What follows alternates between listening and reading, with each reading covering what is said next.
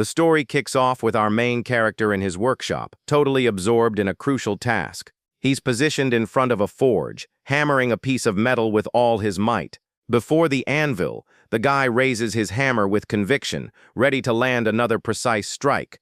With every powerful impact, sparks of energy fly everywhere in the dark workshop. Suddenly, a ghostly silhouette appears behind him, asking if he'll actually succeed. The bluish spirit continues to taunt him, questioning if he's really going to go through with this whole revenge thing. Losing his patience, our hero tells the ghost to get lost, but it just laughs and asks if he's feeling guilty. The specter then mocks him, telling him not to start with that whole determination speech now. Our MC completely ignores the words and continues his work at the forge with even more drive. From there, he starts to remember the past and a regrettable scene involving a young woman. Right after, glimpses of a chaotic and ruined battlefield flash through his memory. He also remembers the painful moment he held his father in his arms, just before he passed. Because of this, the anguish of loss overwhelms him, and he screams at the heavens in the middle of a heavy storm. Back in the present, the spirit accuses him of being a weaponsmith who now wants payback. The ghost finds it absurd, and the main character simply closes his eyes in meditation. However, despite the provocations, our hero opens his eyes with an icy expression and says he couldn't care less. With that, he assures the spirit that his conviction is unshakable and his choice is already made. Right after, the scene changes, and we see him holding a wooden box with a serious look on his face. It's then revealed that he dedicated 15 years of his life as the blacksmith for the demonic cult. The young man walks toward a massive palace, fully aware that the tragedy he caused will never be forgotten. For that reason, he decides he will put a definitive end to everything with his own hands. His determined expression shows that he's completely focused on achieving his goal. In front of the enormous gates, he declares he's going to end it all and that the demon craftsman will take his place. On the other side of the gates, a crowd is prostrated in a vast courtyard, celebrating the demonic heaven. A man is giving a speech about how the demonic heaven conquered the world in a mere 15 years. Another guy praises the Supreme Lord, who was the main one responsible for this entire feat. At that moment, we meet the formidable Blood Demon Lord, sitting calmly on his throne. A herald announces to everyone that the demon craftsman will present the 11th divine weapon. With the path cleared, our main character starts walking serenely toward the center of the courtyard. As he moves forward with the box, he thinks that even if this isn't redemption, he doesn't care. Getting closer, he kneels down to finally display the long-awaited divine weapon. With that, he raises the wooden box toward the herald, who was waiting with great anticipation. At that moment, the box starts to emit a very sinister purple energy, surprising everyone. The herald stares at the box with wide eyes, not understanding what's happening. Upon opening the object, a dagger shrouded in a purple aura is revealed, and the man asks what it is. All of a sudden, the dagger turns into an intense light, and he screams that there's nothing inside. Our MC just gives him a cold stare and thinks to himself that today, everything will come to an end. Given the situation, the light materializes into a large blade of energy in front of the herald. Without wasting a second, the blade shoots forward at high speed toward the terrified man. In desperation, he yells, asking what kind of trick this is, and calls our hero a piece of trash. From there, the attack hits him head-on, sending him flying with incredible force. With his clothes torn and in a complete state of shock, he can hardly believe what just happened. But our main character doesn't stop and unleashes an even more devastating wave of purple energy. This blast of power surges through the courtyard, wiping out everything in its path with absurd force. The true target of the attack was actually the Blood Demon Lord, who was watching the scene. Seated on his throne, the Blood Demon Lord just watches the attack with a bored look. The powerful energy blast moves forward and hits the Lord's barrier, creating a massive explosion. Our main character is absolutely shocked to see that his attack had no effect at all. As the smoke clears, he notices the Lord blocked everything with just one hand and is completely unharmed. Even so, he doesn't give up and prepares another attack, declaring that he's not done yet. With that, he points at the Lord and warns that he'll use the martial arts the sovereign himself taught him. At this, the main character unleashes all his power, ready to consume his own life and energy to win. A gigantic blade of purple energy materializes above him, looking incredibly sinister. His eyes shimmer with fierce determination as he focuses all his power into the attack. In a roar of fury, he declares he will take the Lord down and launches his final blow. The immense energy blade comes down with devastating force, causing a gigantic explosion. The impact of the blow is so intense that a shockwave violently sweeps across the entire courtyard.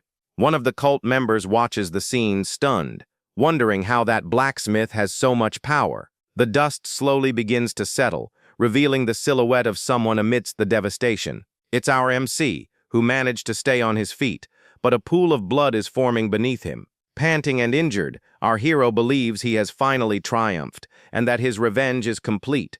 However, a mocking voice comes from behind him, finding the whole situation amusing and surprising him.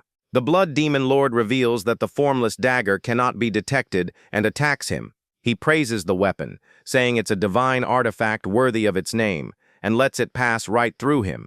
Our main character is in shock, wondering how the Lord knew about the dagger and how he survived. Without giving him time to think, the Lord grabs him by the neck with crushing force. The Blood Demon Lord asks if his loyal servant still hasn't understood the situation. He reveals that even though he's an heir of the Tang clan, his revenge is completely useless. As he's being choked, our hero tells the Lord to shut up, with pure hatred etched in his eyes.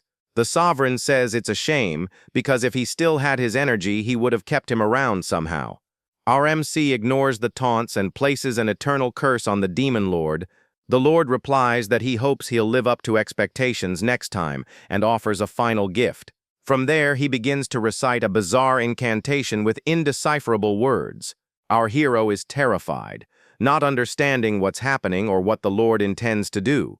With a final blow, the Blood Demon Lord hurls our main character's body away. The Blood Demon Lord launches the final gift, which is a dagger of red energy. From that moment, an intense light shines in the palm of his hand as he prepares the attack. The red energy dagger shoots forward at incredible speed toward our hero. With that, our main character screams in pain as he's hit square by the reddish light. The impact of the blow sends him flying with brutal force, leaving him with no chance to defend himself. In this state, he collapses to the ground, lifeless, with the dagger stuck in his chest. As his body slowly falls, he wonders where it all went wrong. In his thoughts, he reflects that he was born with a defective dantian, which is why he created artifacts. He laments never having lived as he wanted and wonders if knowing the future would have made a difference. Thus, on the day the demonic world emerged, the life of Dong Se-woon came to an end. Suddenly, the scene shifts completely to a table full of food in a dimly lit room. Someone slams their fist on the table, yelling to get the attention of the person across from them. This man furiously asks if the person on the other side of the table is listening to him. On the other side, our main character seems totally disoriented and asks where he is. He complains about the noise in the place and feels a sharp headache, trying to figure out what's going on. Our MC notices that his senses are incredibly sharp and remembers that he had stopped breathing. In front of him, the irritated man bangs on the table and yells that his words aren't being heard. Not understanding anything, the aggressor calls him young Master Dang and tells him to wake up to reality. From there, the man raises his hand and says that a dog that doesn't obey needs to be corrected. Right after, he lands a hard slap across our hero's face, violently knocking him to the side.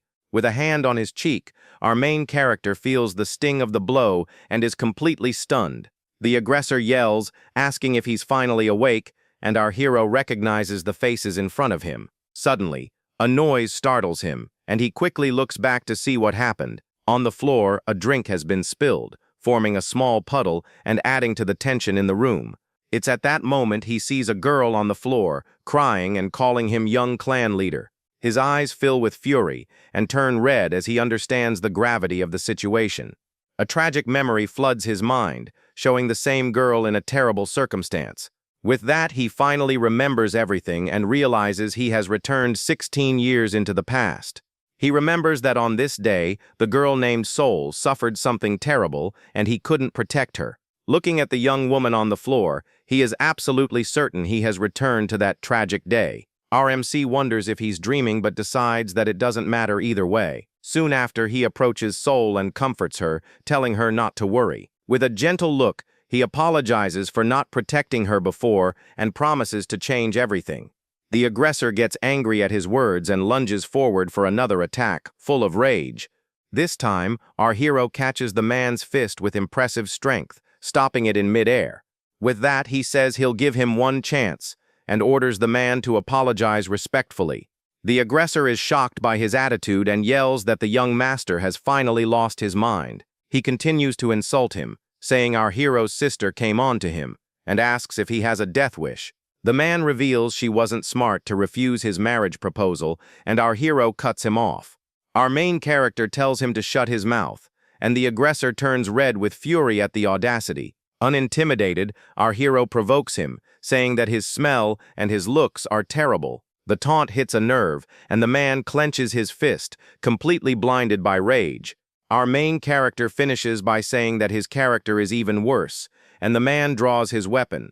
From there, he charges forward with his sword, ready to end things once and for all. But to the aggressor's surprise, our hero dodges the attack with incredible agility. Our main character reflects that a surprise attack is forbidden by the righteous sex and gets ready. He remembers that last time, he couldn't even fight back and was beaten without mercy. But now he dodges the blows with ease, showing off a skill that surprises everyone. With a confident smirk, our hero wonders if this is all the aggressor is capable of. The man calls him arrogant for only dodging and leaps for a powerful aerial attack. His sword glows with intense energy as he prepares the strike with all his might. He yells that his luck won't last forever and moves in to end the fight for good. Suddenly, the aggressor is in shock, and our hero asks why things aren't going his way. It turns out our main character blocked the sword with his own, which seemed impossible. The two blades clash with force, creating sparks and a metallic sound that echoes through the room. The aggressor can barely hold on to his sword, feeling our hero's superior strength in the block. Our main character stares him down with a cold, determined look, ready for the counterattack. With a swift move, he spins and lands a powerful kick to the unprepared man's chest.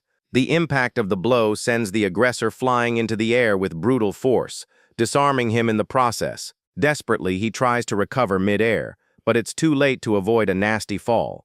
With his eyes glowing red, our main character displays a look filled with hatred.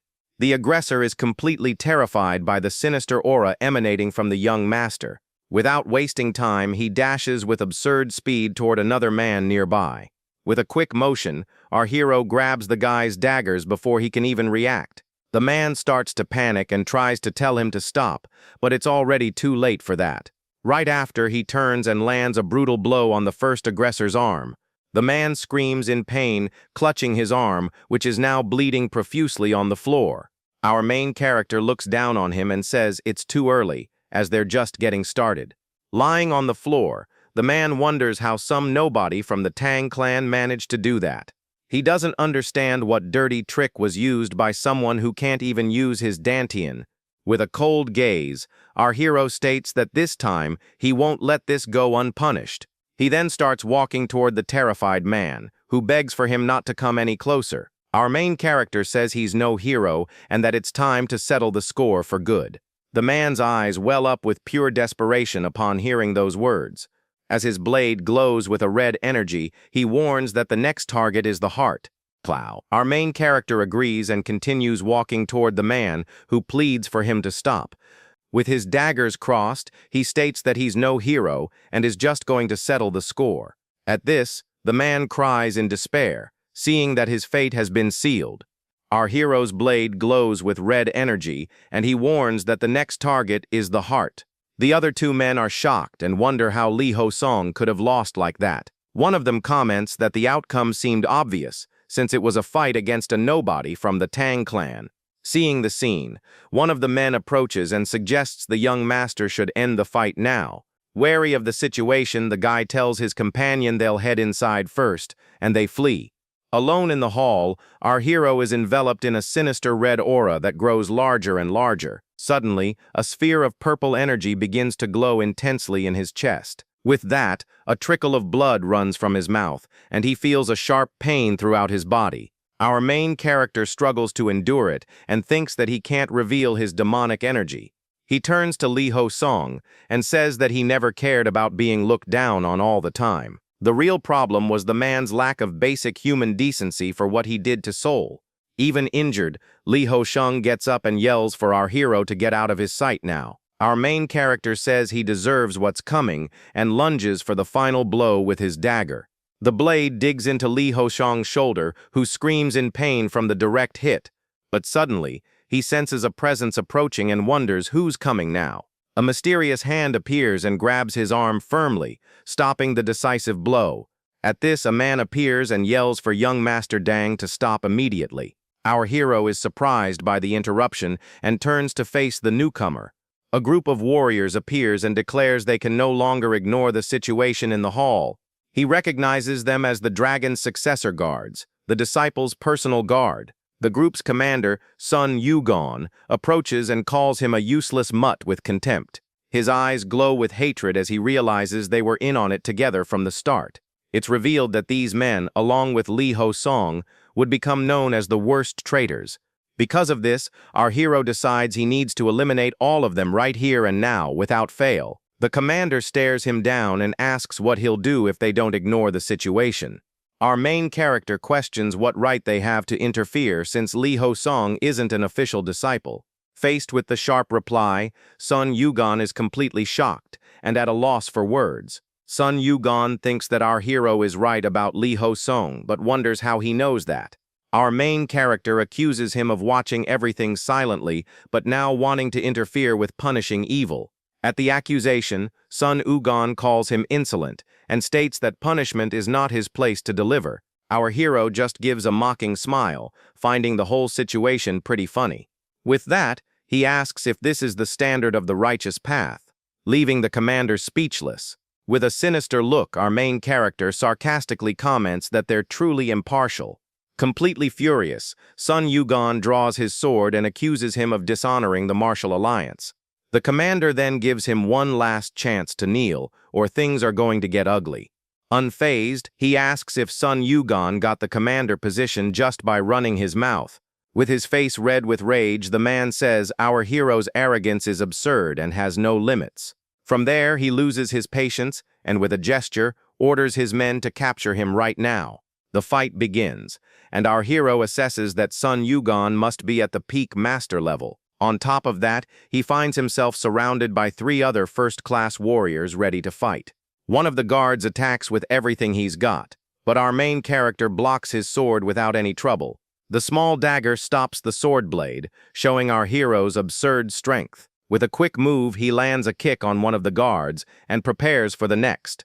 Our main character calmly dodges a surprise attack from behind by a hair's breadth. One of the guards tries a strike from above, but our hero dodges at the last second. In this situation, he finds himself surrounded by the 2 warriors who attack him relentlessly. Even at a disadvantage, our hero maintains a focused gaze and analyzes every move. As such, he manages to dodge every single blow with impressive agility. He thinks that after using the single-point annihilation, he only has 2 years of energy left. Because of this, our main character decides he needs to end this fight as quickly as possible. One of the guards charges forward with a war cry, ready to deliver a powerful blow. With a quick step, our hero slides across the floor and positions himself for a counterattack. Right after, he leaps over the guard with his daggers in hand for the final strike. From there, he lands a direct hit on the man's back, who screams in pain from the impact.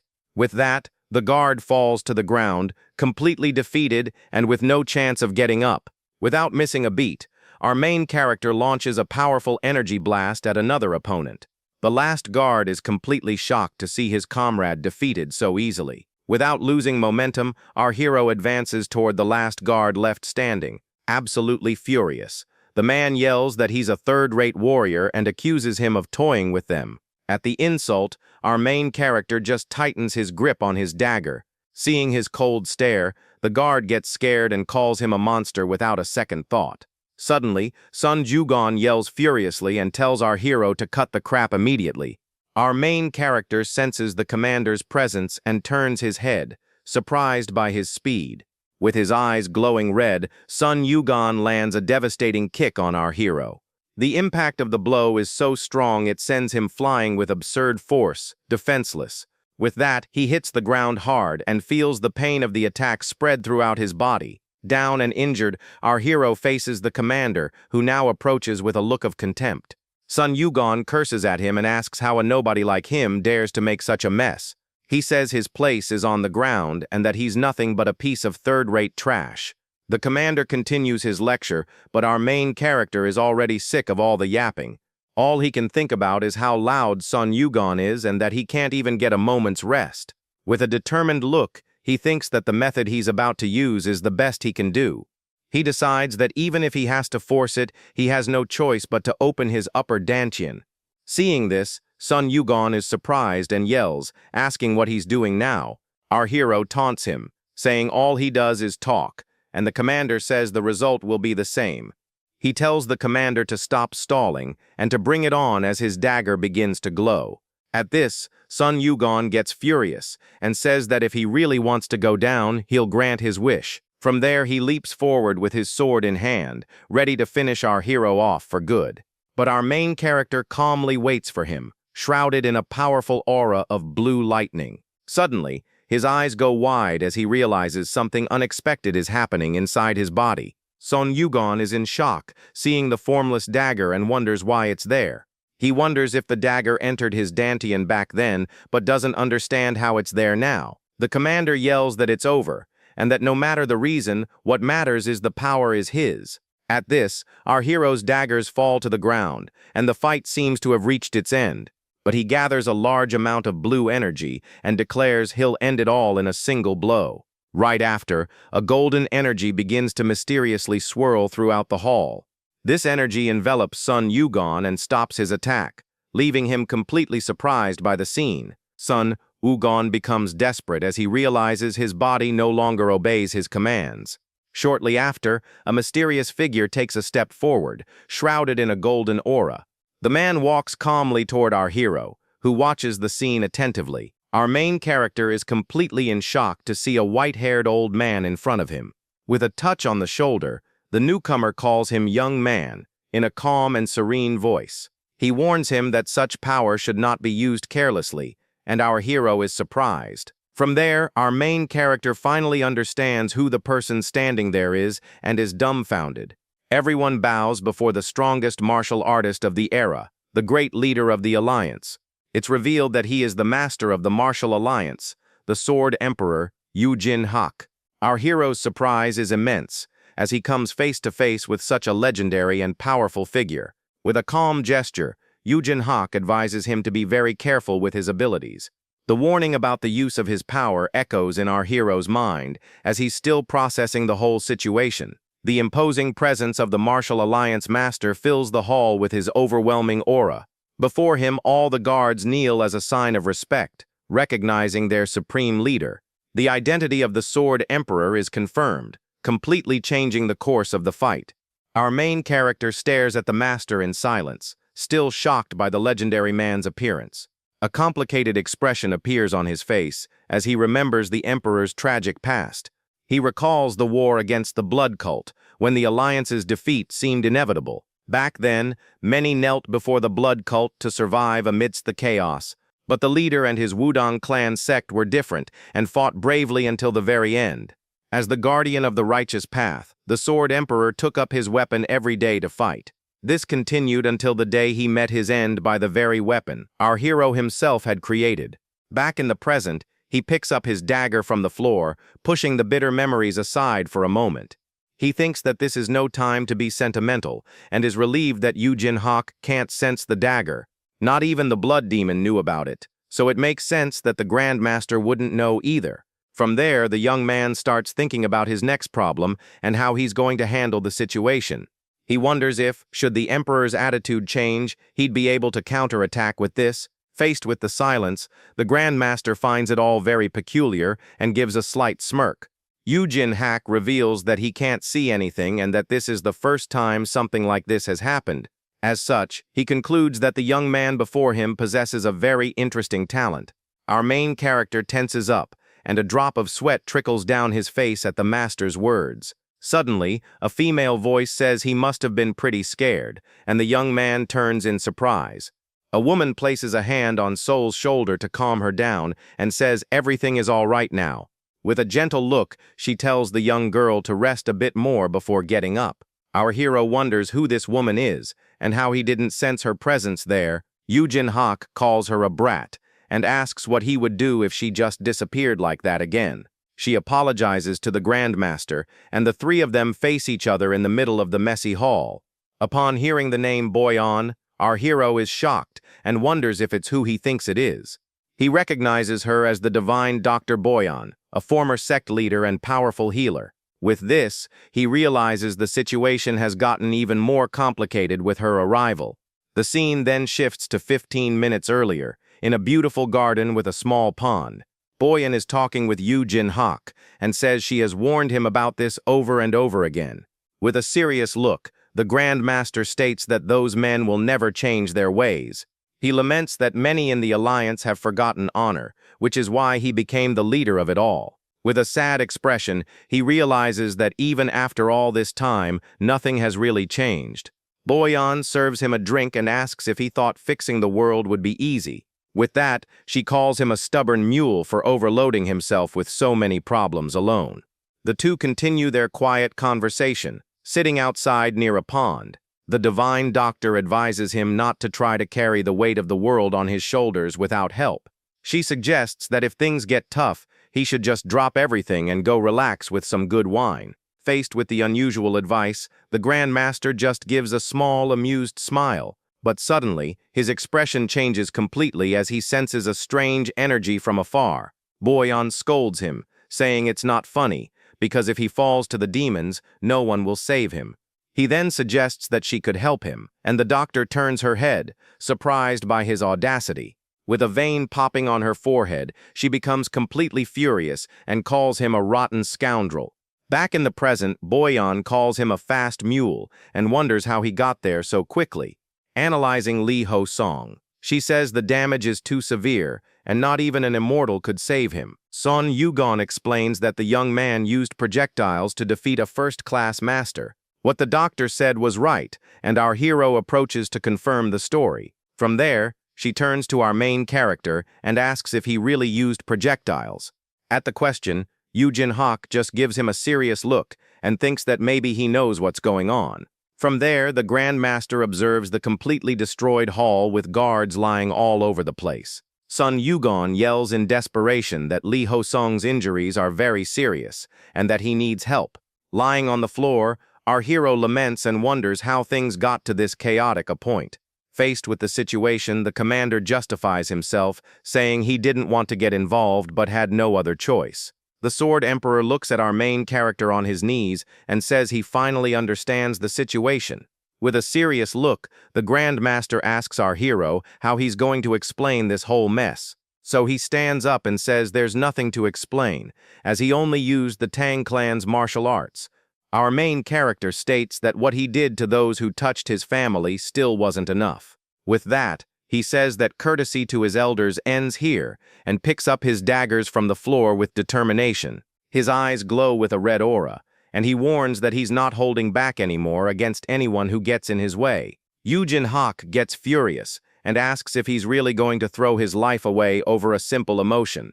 Not caring about the words, our main character charges forward to attack the Grandmaster with all his speed. Facing the imminent attack, the Emperor activates his powerful golden light eye technique with an intense glow. From there, our hero feels a crushing pressure on his body and can barely move from his spot. The Grand Master asks if revenge is worth more than life, but our hero denies it, saying that's not it. In his thoughts, he reflects that in this life he has a much greater goal to achieve. Right after, he remembers a destroyed sign amidst the chaos of his past life. At this, our main character states that he's just trying to fix this broken world, little by little. With a firm gaze, he declares that he will follow the same path as the Master, even if he has to burn his life away. Jin Hak remembers Boyan's words about how fixing the world wouldn't be easy at all.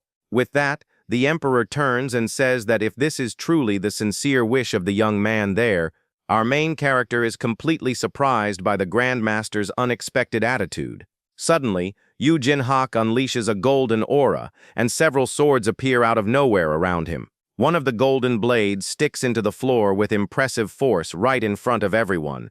As such, the Emperor creates a huge yin-yang symbol with his supreme sword technique. Our hero watches in awe and thinks that they say enlightenment can be achieved just by observing.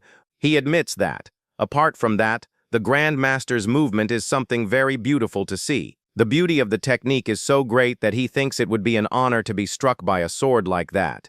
At that moment, he finally understands the essence of the Wudong sword, which is strength within softness. Suddenly, the Grand Master shouts with all his might, getting everyone's attention. He approaches the fallen Li Ho-song and calls him by name, with his sword in hand. With a shocked face, the young man can hardly believe it and calls him master with a trembling voice. Relieved, he says his master has finally arrived and bows before him on the wooden floor. But Boyan scolds him, saying he caused trouble and insulted someone who was almost a goner. At this, Yu Jin-hak points the sword at his neck and says that his opponent risked his life. The Grand Master questions him about his honor, and Li Ho-song is left speechless by the question. Desperate, he tries to justify himself, saying he will risk his life and that our hero started it. But the master tells him to shut up and says that if he hears anything else, his ears will rot. Right after, the Emperor turns to our main character and apologizes for the whole mess. Our hero thanks him, and Li Ho-song yells for his master, not understanding what's happening.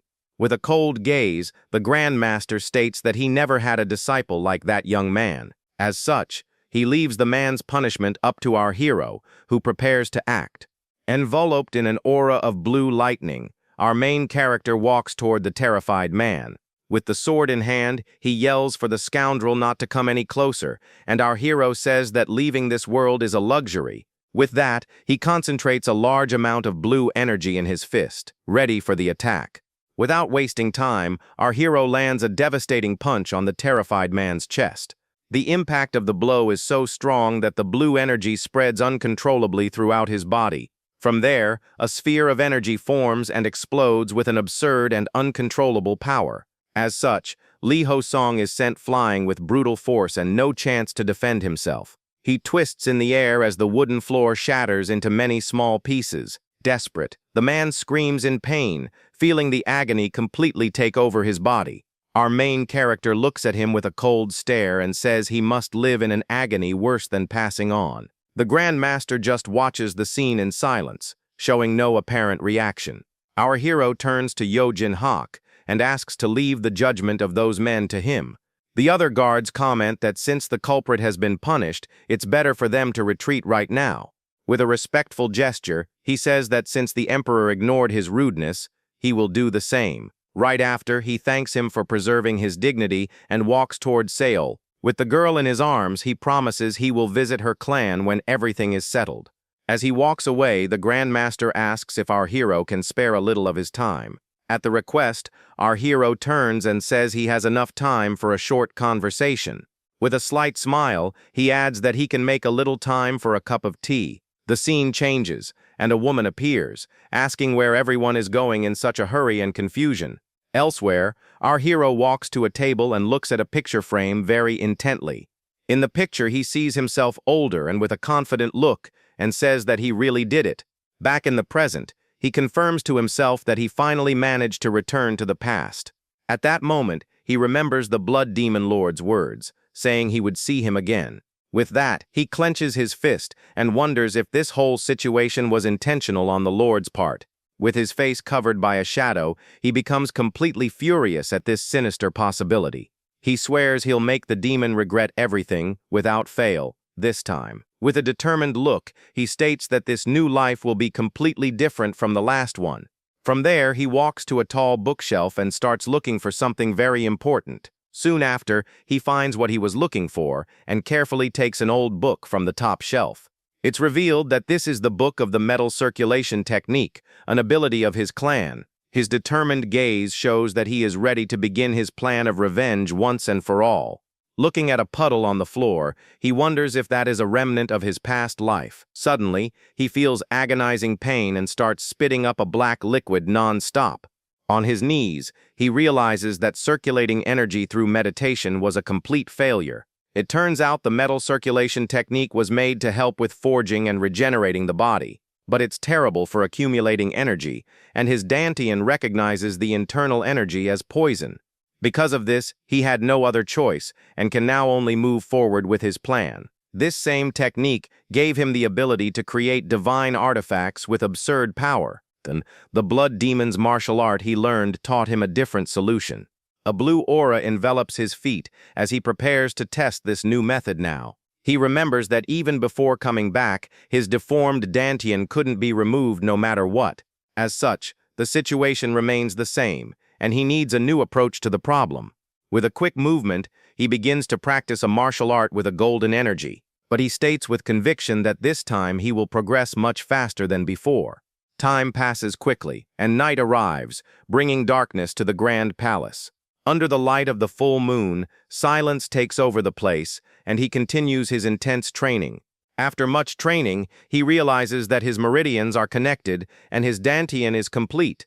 With this, his energy finally stabilizes, and he feels a great power flowing through his body.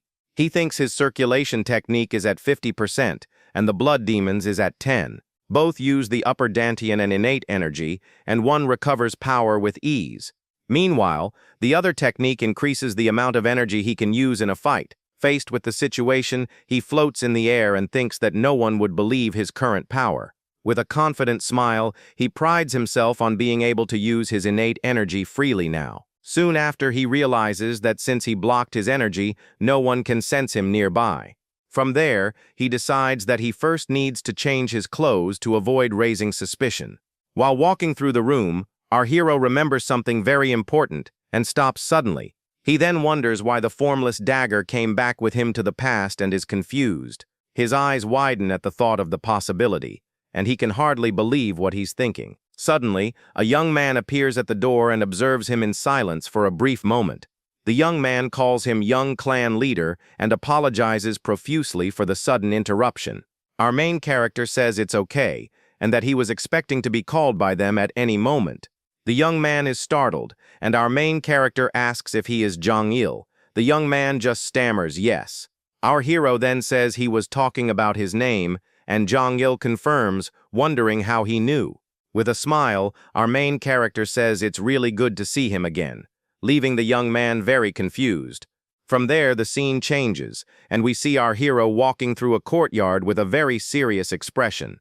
He then arrives in front of a large hall called the Hall of 1,000 Rains and prepares to enter. Inside, someone questions if what he says makes sense, and he asks if there's another way to avoid it. Suddenly, one of the hall's doors opens, revealing a bright light coming from the meeting room.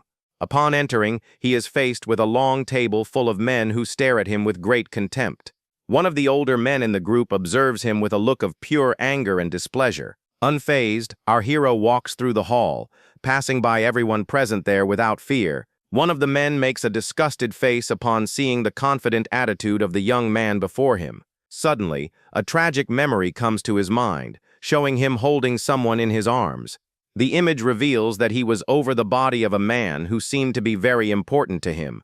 The painful memory of holding that man's lifeless body haunts him again in the hall. At this, he unleashes a golden aura and prepares for what's to come with great determination. With a firm gesture, he introduces himself as the young leader of the clan, Dong Se-woon, in front of everyone. At this, a painful memory of a desperate scream under the full moon hits him hard. Even with the tragic memory, he maintains his posture and faces the clan members with a cold gaze. From there, he declares that he came there on the order of the clan leader himself, surprising everyone. An older man tells him to stand up, and it's revealed that he is Dang Mu-yo, the leader of the Tang clan. At the order, our hero just stands up and confirms that he understood the great leader's command. The other men watch him from a distance and wonder where all the confidence he shows comes from. With a serious look, our main character states that the current Tang clan is in a poisoned state. He says the discussions seem to be going well and that it's all because of 2 fatal poisons in the clan. As such, he raises his hand and informs everyone that he will continue with his speech right now.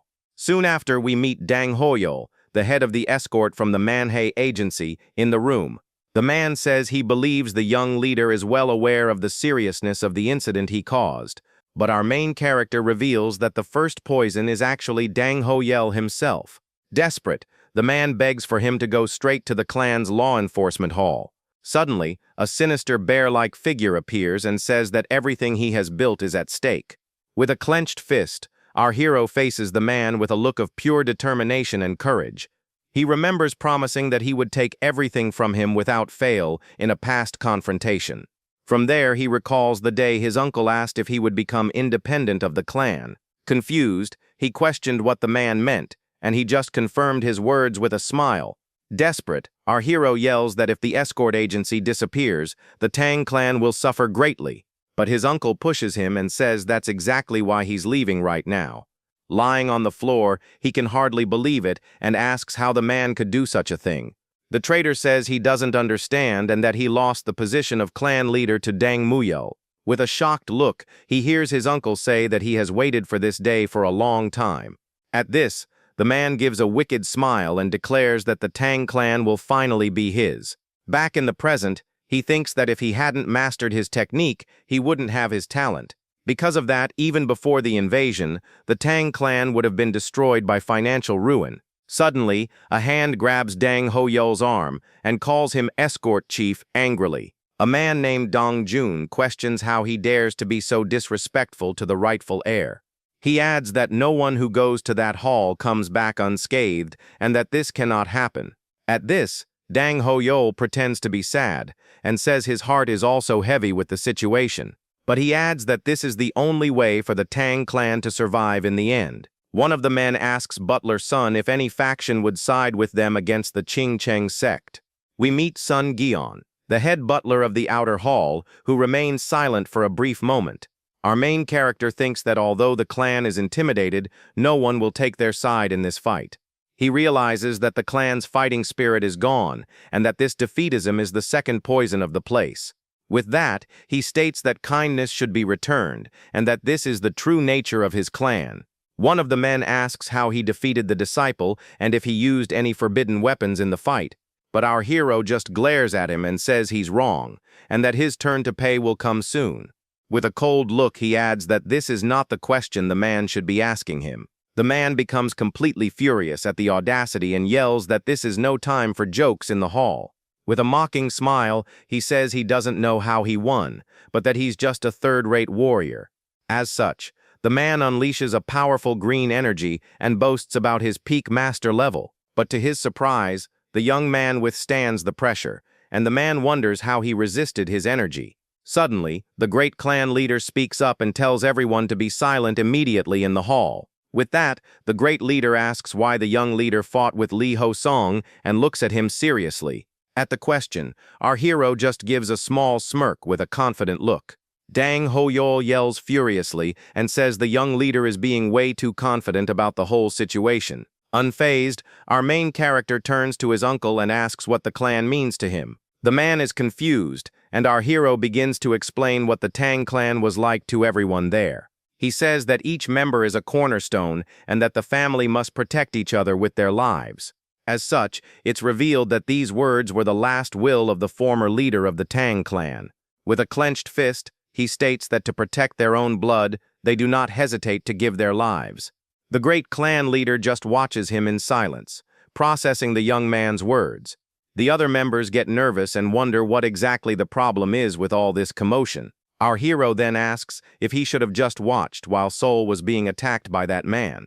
But Dang Ho-yel says his question about the forbidden weapons has not yet been answered for good. Not caring, our main character reveals the small daggers he used in the fight against the opponent. One of the men says that's just a training dagger and asks how he defeated the disciple with it. Our main character explains that he managed to subdue a first-class warrior because he used his innate energy. One of the men says that if that's the case, punishing Li Ho-song makes sense, as he fulfilled the former leader's will.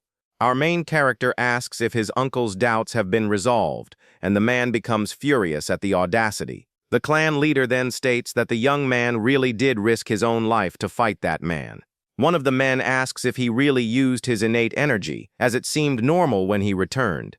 Our hero explains that it was thanks to the Alliance leader and the divine doctor who treated him on the way back. Dang Ho-Yel yells that it's a lie, and suddenly a messenger runs in, calling for the clan leader. Jong-il looks at the scene worriedly and thinks that the situation is very bad and something terrible is about to happen. He tries to announce the alliance's arrival, but the great master Yu-Jin-hak is already right behind him in the hall. The sudden appearance of the Sword Emperor leaves all the clan members completely shocked and speechless. With a smile, Yu-Jin-hak places a hand on Jong-il's shoulder, who is completely frozen by the touch. The Grand Master announces his arrival and asks if everyone there in the hall has been well lately with a smile. Dang Muyol bows and greets the alliance leader, while our hero just watches the scene in silence. The Emperor apologizes for not being properly received but says not to worry about formalities. The clan leader thanks him for accepting the apology and prepares to say something else very important. But he says he also won't mind the leader's rudeness, leaving the others shocked by the audacity. Dang Muyel is stunned by the audacity and asks if the Emperor is talking about rudeness. Right after, he says that the Grand Master's visit is an honor and that there's no rudeness at all. Taking the opportunity, Dong Ho-Yol bows and introduces himself as the head of the escort to the alliance leader. Yu-Jin-hak just looks at him and confirms who he is with a serious gaze. Suddenly, the Grand Master's eyes fill with a golden, intimidating energy. He glares at our hero's uncle with a not-so-friendly expression in the hall. With a crushing pressure, he asks if Dang Ho-Yel can excuse himself from the conversation. The man is completely terrified and apologizes, stammering with fear. The clan leader says it will be difficult to serve tea now, but Yu-Jin-hak doesn't mind. He states that he needs to act as the leader of the martial alliance at that moment. As such, the Emperor turns to the leader and says that he first needs to speak with him and the entire Tang clan. His serious expression shows that the matter is of extreme importance to everyone. From there, the Grand Master joins his hands in a formal gesture of great respect. His eyes close for a moment as he prepares for what he is about to say. Before everyone, he bows deeply and apologizes on behalf of the martial alliance. The Emperor's unexpected action leaves all the clan members in complete shock. Dang Muyol says he should have taught his disciple better, and that the fault is all his. He takes responsibility for the lack of supervision as the young man's master. Yu-Jin-hak says this is an apology to the victim and to the Tang clan. He assures them that he will provide great compensation for the trouble that was caused there. But the clan leader states that they did nothing to defend justice at that moment. His voice carries a weight of regret for the inaction of all his men. At this, he reveals that it was our main character who resolved everything on his own with his own hands. The young man just watches the scene in silence and with a very serious look. Because of this, the clan leader refuses to accept any kind of compensation for the clan. He believes they don't deserve to receive anything for the young man's bravery. However, he begs the alliance leader to ensure that the incident is not distorted. His gesture shows his desperation to protect the honor of his clan and his nephew. Our main character thinks that the Qingcheng sect will spread rumors to cover up their shame, and that just like in the past, those arrows will be aimed at him and the Tang clan. The Grand Master assures him that his worries will not come to pass in any way.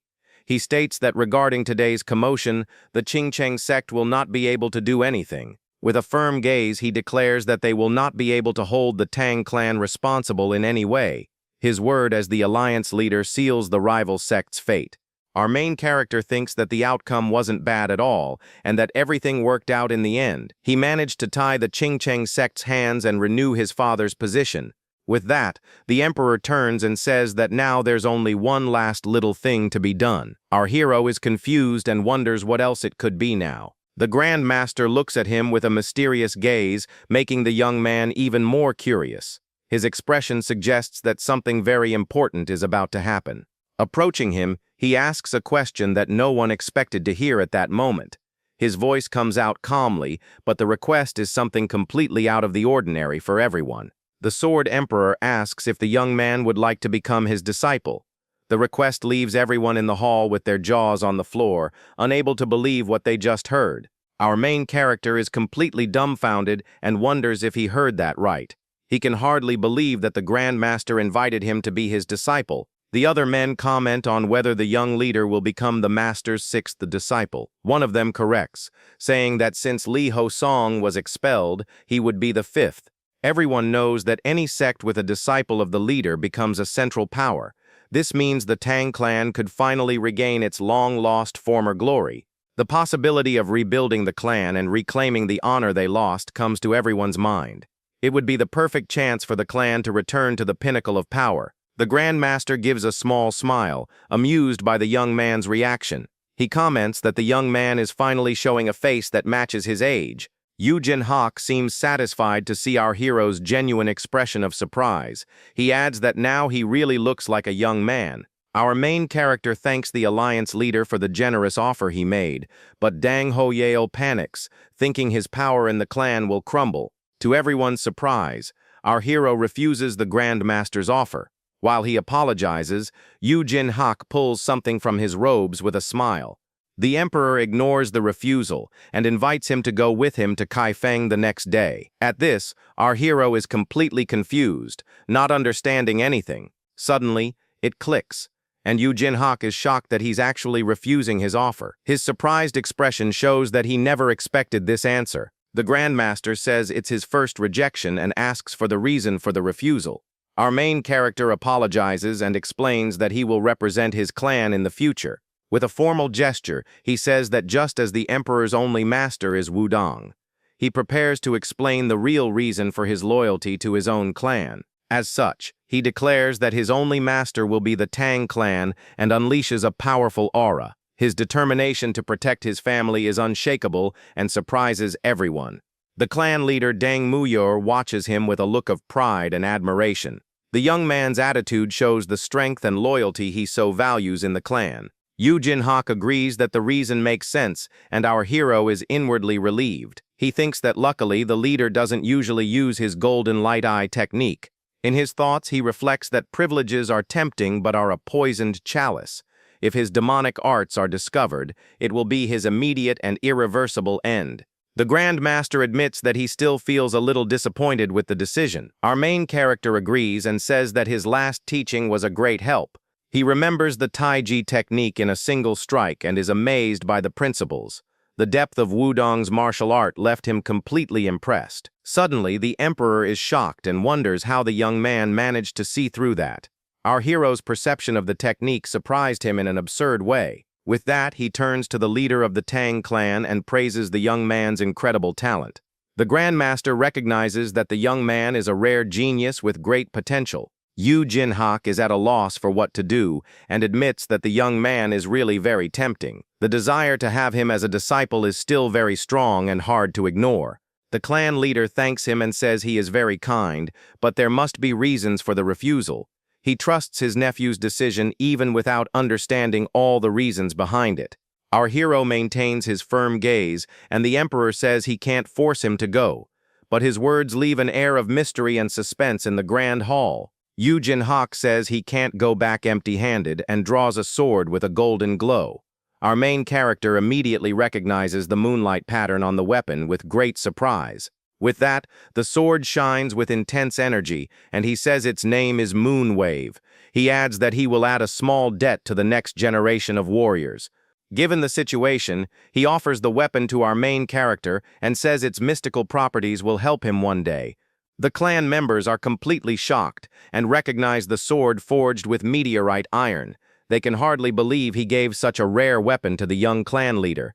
Dang Muyor understands that this goes far beyond a simple apology gift.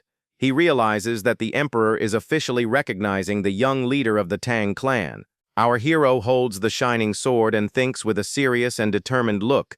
He concludes that the material to create a divine artifact has just fallen into his lap. Suddenly, with a sinister smile, his demonic side says it's very lucky. With that, he states that all preparations for creating the artifact are complete. Our main character bows in a gesture of respect and accepts the weapon so as not to be disrespectful. Yu Jin-hak smiles, satisfied, and thanks him for accepting his gift. Right after, the Grand Master offers a personal gift with his name written on the front. He advises the young man to present it whenever he needs any kind of help. Yu Jin-hak guarantees that with that item, any request of his will be treated as if it were from the master himself. This would give him absurd power and influence in the Central Plains. Dang Ho-yeol is completely shocked by so many privileges for the young man. First, the legendary sword, and now the personal symbol of the great leader of the martial alliance. Completely blinded by hatred and envy, he wonders what's so special about that brat. His furious expression shows how much he despises his nephew. The scene then changes completely, and we see a drink being poured into a bowl in a dark place. Sunlight enters through the cracks in the window, illuminating the wooden table. A mysterious man wearing a straw hat at a table complains about his bad luck very angrily. He seems to be very frustrated with something that happened recently. It's revealed that he is Sun Yugon, the commander of the guards who was humiliated earlier. He crumples a piece of paper in his hand and curses out our hero with hatred in his eyes. In a restaurant, a man comments that all of Sichuan is buzzing because of the Tang clan. He says that if the alliance leader's judgment isn't wrong, they might return to glory. Another young man asks if he heard about the dragon's successor guards and the commotion. He reveals that they all received heavy punishment, and the commander was exiled to Xinjiang. The first man questions if it's the mountainous region, and his friend confirms the information. He adds that the commander's career in important positions is over for good. Back to Sun Yugon. He remembers that our hero used projectile techniques in the fight. Completely outraged, he wonders how they could punish him for that. With a clenched fist, and enveloped in a red aura, he swears he will repay this humiliation. His revenge will be relentless, and he won't rest until he gets what he wants. The scene then shifts to the Sichuan Tang clan during a very dark and quiet night. Several guards patrol the courtyards of the Grand Palace under the light of the full moon. On one of the rooftops, 2 guards remain vigilant at their watch posts with their swords. The night is calm, but the tension in the air is high after everything that happened. In his room, our main character seems very thoughtful and a little worried about the situation. His father's voice echoes in his mind, saying that he worries too much about everything. He remembers his father ordering the number of guards to be increased and forbidding him from leaving. Our hero finds all this worry and care a complete exaggeration at the moment. Even so, he thinks he doesn't want to be a disobedient son to his own father. His expression shows that he respects the decision even if he doesn't quite agree with it. Suddenly, the moonwave sword he received as a gift begins to float and shine intensely. The weapon's energy fills the entire room with a golden and very mysterious light. From there, he stands up and says he can't just keep wasting his time like this. He knows he needs to act as quickly as possible to achieve his goals. As such, he picks up the sword and unsheathes it with a very confident smile on his face. The blade shines with a bluish energy and an impressive otherworldly power. With that, he declares it's time to go and runs out of the room with the weapon in hand. Our main character is ready to begin his grand plan once and for all. Outside, one of the guards turns around, completely surprised to see a shadow pass by him. The speed of the figure leaves him frozen in the middle of the Grand Palace's courtyard. For a moment, the guard stands there, not understanding what he just saw pass by him. He rubs his eyes, thinking that maybe it was just his imagination. Meanwhile, our main character passes by other guards who don't even notice his presence. His stealth and speed are so great that he becomes practically invisible. To test his new limits, he unleashes a burst of golden energy and moves forward. A flash of light illuminates the dark night for a brief instant in the courtyard. With absurd speed, he moves through the air like a golden bolt of light. His movements are fluid and precise, showing the result of his intense training. He thinks his level may have gone up, but the guard's skills need to improve. From there, he decides to go to the forge to create his main weapon as quickly as possible. Suddenly, his expression changes completely, and he seems to sense something very strange in the air. His eyes widen with the perception of an important presence or memory. From there, he lands hard on the ground, kicking up a large cloud of dust and wind. His combat stance shows that he is ready for any challenge that comes his way. Looking at the Tang clan village in the distance, he is filled with a sense of nostalgia. The sight of the place brings back many memories of his troubled past. With that, memories of the past flood his mind, showing a bustling village that later turned to ruins. The image of the destruction fills him with a deep sadness and a lot of anger. He then remembers how everyone left back then, abandoning the clan in its worst moment. The betrayal and abandonment still haunt him after all these years. With a determined look, he tells himself to wait just a little longer for his plan. His revenge is getting closer and closer to becoming a reality, and he will not fail. He promises himself that this time will be like before, but with a different outcome. His determination to change the future is the force that drives him forward. Correcting himself, He declares that he will make the clan even more prosperous than before. He will not just restore its glory, but will take it to a new level of power. A powerful bluish aura envelops his feet as he takes the first step toward his goal. The energy emanating from his body is proof of his new absurd strength. At this, he readies himself with his sword and declares that the first wave will begin there. His grand plan of revenge and reconstruction is about to truly begin. Arriving at the clan's forge, called the Hall of 10,000 Irons, he holds the sword firmly. His hand tightens on the hilt of the weapon as he prepares to enter the place. In front of the door, he thinks that normally he would need permission to enter there, but he believes that since it's late at night, there will be no one to bother him. From there, he reaches out to open the large metal door of the hall. However, something unexpected makes him stop midway with a surprised expression. Suddenly, the door opens, and a man glares at him and asks what he's doing there so late. Our main character is completely shocked by the man's presence in the forge. Without losing his composure, he makes a respectful gesture and introduces himself to the master of the hall. His serious expression shows that he was not expecting this meeting at all. In his thoughts, he regrets having met the person he most wanted to avoid. That man is the most respected elder in the clan, and even his father treats him well. It's revealed that he is a core member of the Tang clan who doesn't even have the family's surname. A large scar on his shoulder shows that he is an experienced warrior. On top of that, he is the master of all the clan's blacksmiths and the owner of the Hall of 10,000 Irons. His hands, full of calluses and scars, are proof of his hard work and dedication. We then meet the Black-Hand Craftsman, the great blacksmith named Gu Yongyan. Our main character faces him with a tense look, and a drop of sweat trickles down his face. He remembers that the blacksmith dedicated himself to the clan because of the former leader, Dang Uitai. But he always maintained a neutral and indifferent attitude toward the clan's internal affairs. Because of this, the memory of that day is especially vivid in our hero's mind. He recalls the moment when the Manhwa escort agency became independent from the clan. At that time, the craftsman who only dedicated himself to forging powerful and divine swords. He ended up leaving the Tang clan along with the traitor Dang Hoyel without looking back. The memory of how the blacksmith looked at him with resentful eyes haunts him again. Soon after, the man turned and left without saying a single word. Our main character doesn't understand where so much resentment came from, but those eyes were irreversible. At this, he decides it's better to postpone his plans for now and retreat. With a disappointed look, he apologizes for disturbing the craftsman so late at night. His expression shows the frustration of having his plan interrupted in that way. But our hero says he had an urgent idea and came to put it into practice in the forge.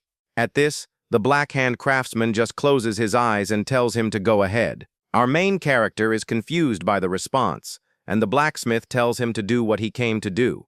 With a serious look, the man tells him to stop dawdling and come out from where he's hiding. Suddenly, a girl appears and announces that the young clan leader is there at the forge door. Surprised, our hero recognizes her as Soul, and the girl thanks him for everything last time. The young girl seems a little sad and lowers her head without saying another word. With a smile, our main character says he's relieved and that what matters is that she's alive. The craftsman comments that the leader forbade our hero from leaving for 7 days and nights. Our main character is surprised, and the blacksmith tells the girl not to bother him and for them to leave. He thinks that the master let him use his equipment and promises to thank him next time. Already inside the forge, the Black-Hand Craftsman calls him, and our hero responds promptly. The blacksmith remains silent for a brief moment with a very thoughtful expression on his face. But he just says to forget it and turns to leave with the girl, Soul. Our main character is completely confused as he watches the two of them walk away. Our main character decides to put that matter aside for now and focus on his objective. With that, he finally pushes the door and enters the forge, ready to start his work. Holding his sword, he states that he cannot miss this rare opportunity at all. He then remembers a saying that for a master, weapons are just a means to an end. But with a serious look, our hero thinks that's all complete nonsense. After all, in this world, there are divine artifacts that can transcend martial arts. Analyzing the weapons, he finds it pathetic that the hall's skill is so mediocre. From there, our hero picks up a large metal blade to begin his work. With the weapon in hand, he wonders if this is the best the master of the hall can do. He thinks the blacksmith deserves to be called a master, but his skill is still insufficient. Even without his artifacts, the blood cult has many demonic weapons and armaments. In front of the forge, he recalls that they are weapons perhaps even more terrible and cruel than his own. As such, to destroy them, he needs divine artifacts that are equal or superior. He then puts on a pair of leather gloves and says he normally wouldn't use them for forging. With a firm stomp on the pedal, our main character finally begins to heat the furnace. With the furnace lit, he prepares himself and says that what he's about to do is something special. From there, he places the moonwave sword directly into the intense flames of the forge. Before the fire, he states that this is not an ordinary forge like the others that exist. With an absurd focus in his eyes, he prepares to begin the creation process. At that moment, he remembers his past life and the tragic invasion of the blood cult. The pain and confusion of that time return, and he wonders where he is and what happened. Amidst the destruction and chaos, he walked aimlessly, trying to understand the situation. The image of his scream of despair and agony with white hair haunts him again. With his teeth clenched in anger, he relives the helplessness he felt on that terrible day. Lying on the ground, he wondered if he was even alive after everything that had happened. Given the situation, he questioned why he was the only one to survive amidst the chaos. He saw himself as a metal worker who creates divine artifacts, but also as a demon. That was a legendary story that only the founder of the Tang clan managed to achieve. He remembers when, even in chains, he swore he would finish off the blood demon. His furious scream echoes in his memories and fills him with determination for the work. The image of his face, distorted by fury, returns to his mind with full, uncontrolled force. He remembers when he was hanging upside down, completely helpless and without hope. At that time, the blood demon lord appeared and made him a very tempting offer. But our hero refused with hatred and told the Lord to get lost without a second thought. The Lord was unfazed by the refusal and continued with his blackmail to get what he wanted. With that, the villain asks if he doesn't care about the lives of the remaining members of his clan. The demon lord states that for him, it doesn't matter if they live or pass on to a better place. He boasts, saying that unifying the martial world is just a matter of time for his power. Next, the Lord threatens him, saying that next time he will throw their heads at him as a gift. Our hero thinks that such a cruel man wouldn't keep them alive, but he has no other choice. Given the situation, he clenches his fist and decides that if that's the case, he'd rather give in to the deal. As such, he finally accepts the deal to protect what's left of his own family. But he imposes a condition, saying that divine artifacts are based on the user's martial arts.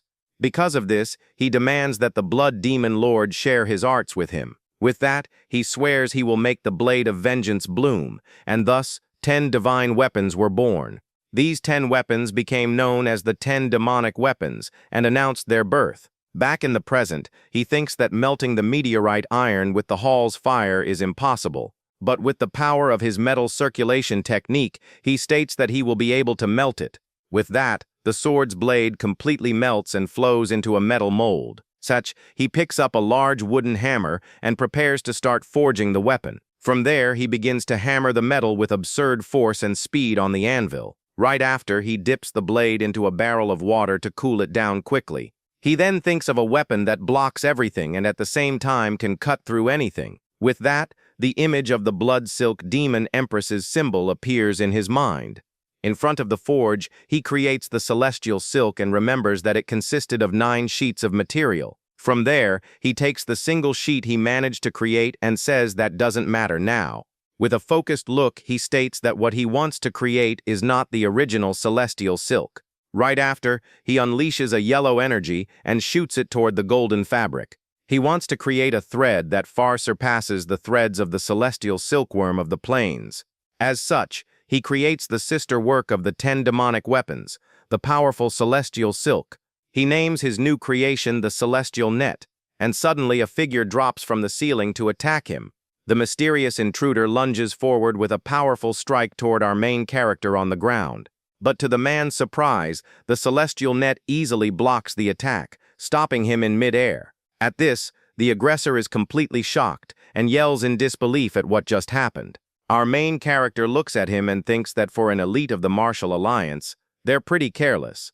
From there, he recognizes him as the former commander of the guards and apologizes for his rudeness. Sun Yugon is furious at the audacity, and our hero says he arrived at a great time for a fight. With the blue threads in his hands, he reveals that just now he had something he really wanted to test. The protagonist taunts his opponent, making sure to remind him that he's no longer the leader of the elite guard. The intruder becomes furious at being called by his common name, while the boy is grateful he showed up alone. Seizing the perfect moment, the hero decides it's the ideal time to test the new artifact he just created. With an intimidating look, the young man comments that the enemy saved him the trouble of having to search for him in the city. Annoyed, the man tries to attack but soon realizes his sword is completely trapped by the boy's new magic threads. Even so, the traitor yells with hatred that he'll take the kid down with just one powerful strike of his blade. But the blacksmith just gives a confident smile and asks if his adversary really thinks things will be that easy. In that instant, the aggressor's weapon completely shatters upon contact with the threads. Incredible resistance. The boy pulls the strings with extreme skill and begins to control the pace of the fight with total ease. The former commander then tries to dodge desperately as the threads dangerously slice through the air around him. The hero notices that his rival grabbed a random weapon just to avoid leaving a trail, but that won't help him at all. With that, the protagonist wants to see how long the villain can last fighting without his main sword in hand. He moves with impressive speed, spreading a trail of blue light through all the shadows of the forge. As pieces of metal fly across the scene, the enemy begins to fall into a state of total and absolute panic. The man wonders from which direction the young man is attacking and can't predict his quick and decisive movements. Surrounded by the black strings, the traitor tries to defend himself as best he can but feels the pressure increasing with every second. The hero notes that his opponent intends to focus all his energy on defense and evasion to try and survive the attack, so he decides to finally show the true secret technique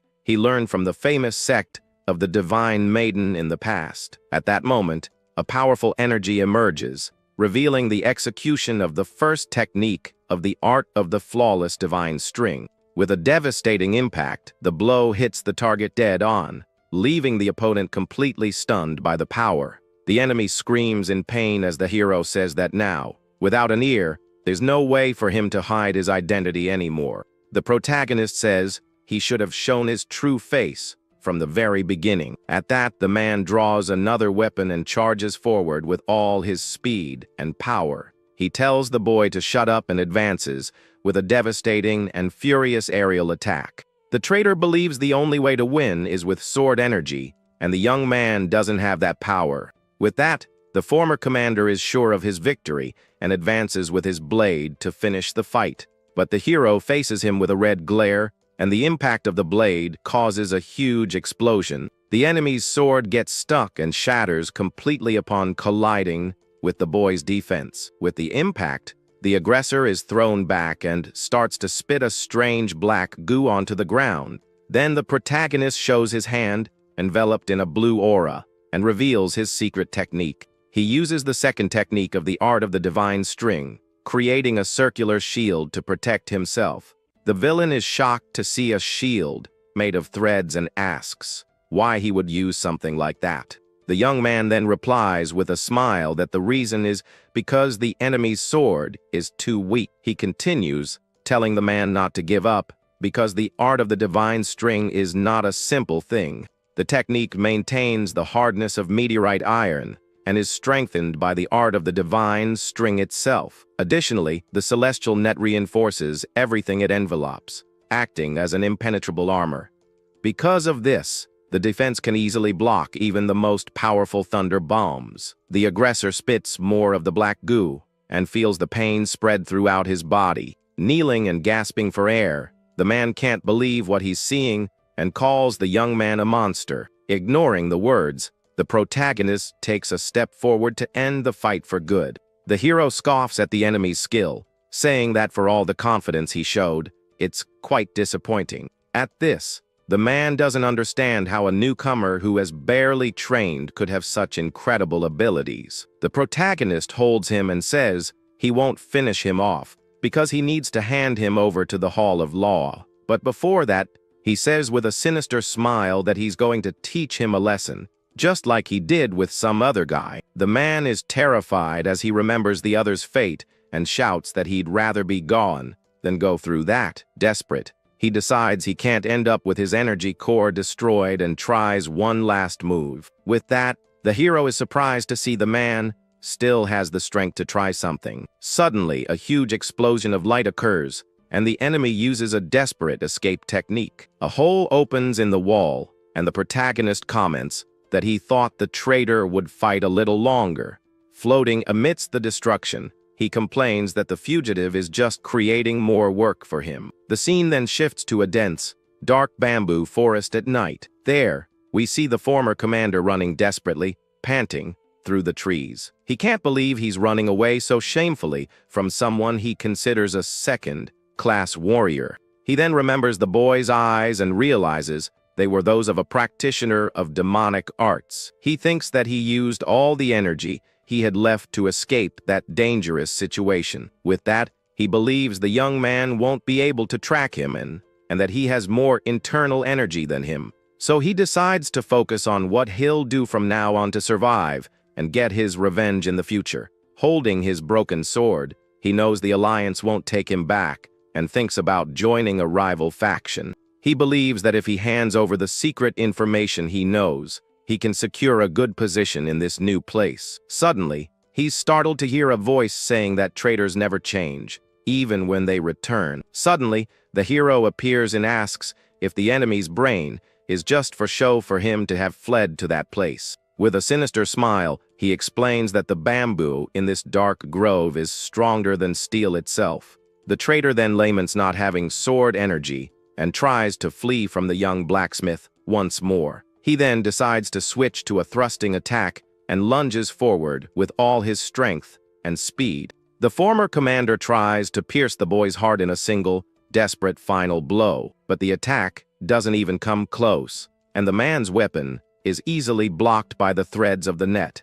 The aggressor is confused to see his attack fail and his weapon break into several pieces. With his eyes glowing purple, the protagonist manipulates the threads with impressive mastery. He then tosses the enemy from side to side in the forest, as if he were nothing. The man screams in pain as he is violently thrown against the sturdy bamboo of the area. The threads wrap around the bamboo, showing the incredible strength of the newly created celestial net. Soon after, the strings wrap around the traitor's body, leaving him completely immobilized. He screams in pain as the threads glow with a red energy and tighten around him.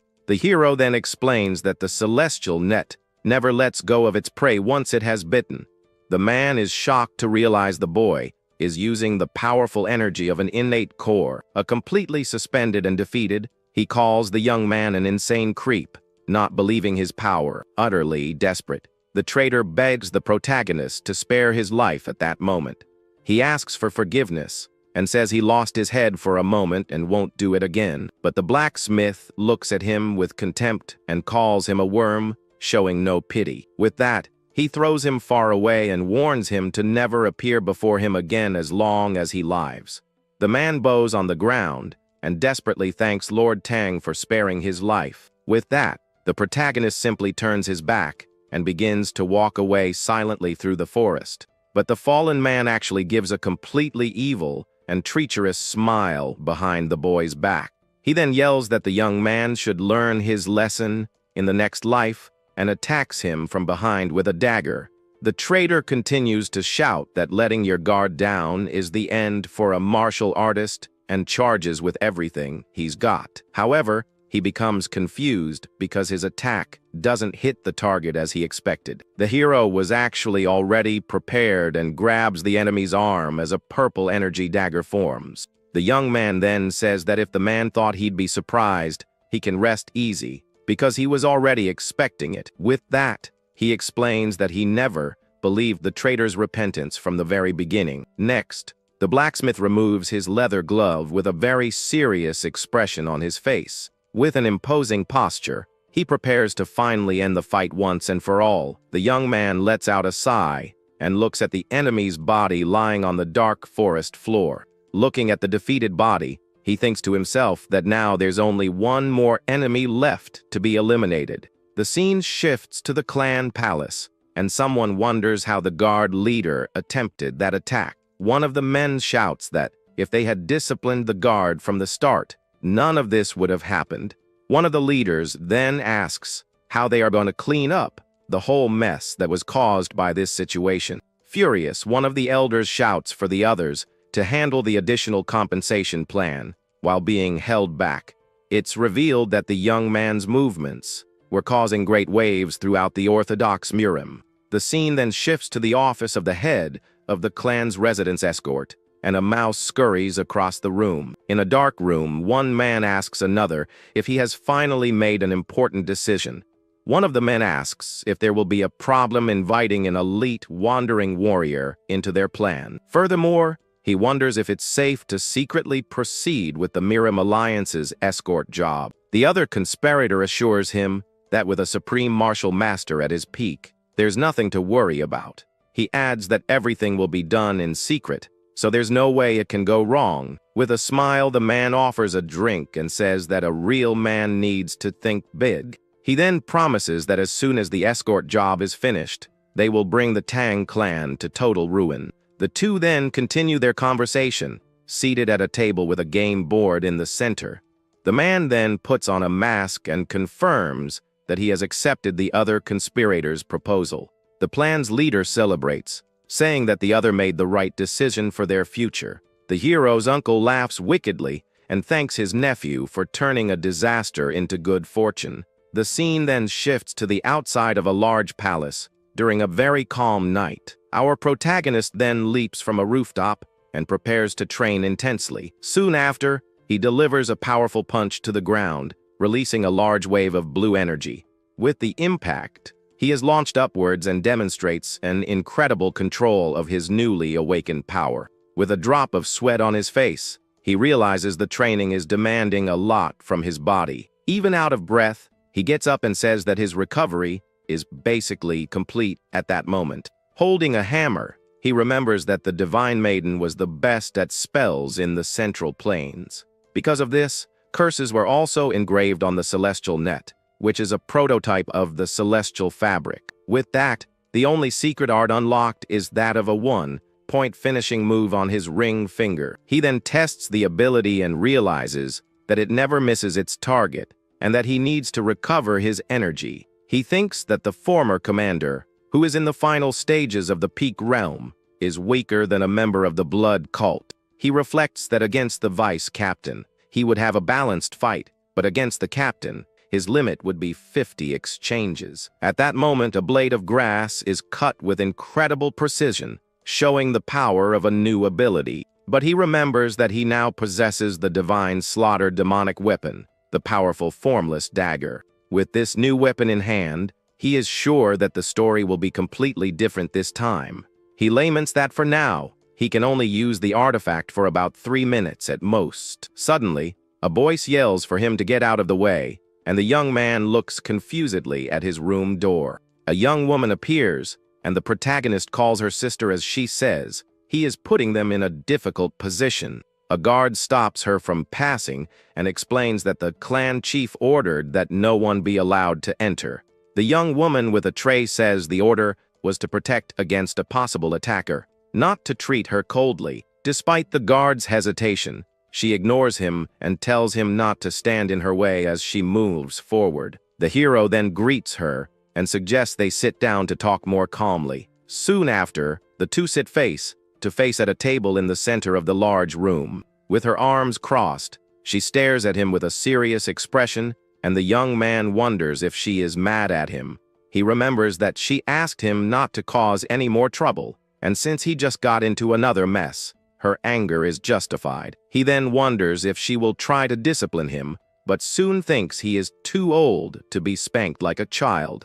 The young woman comments that he looks very well for someone who has recently gone through all that trouble. With that, he apologizes to his sister and is absolutely certain that she is really very mad at him. She then serves him a drink, and the young man asks what the liquid in the bowl is. The sister explains that she boiled a 100-year-old snow ginseng for 2 days, and that it will help nourish his body. The hero wonders how he could accept that from his sister with a surprised look on his face. He remembers that the prize was what she received for her ranking, acting at the top of the dragon, Phoenix. With that, the young woman says it's useless to her, and that she was just letting it go to waste. But the young man knows that's a lie, and that she fought alone to get where she is. He still remembers how happy she was when she surpassed her limits in training. So, the boy says he can't drink it, and she asks if he is going to ignore her sincerity. The blacksmith thinks that expression used to scare him as a child,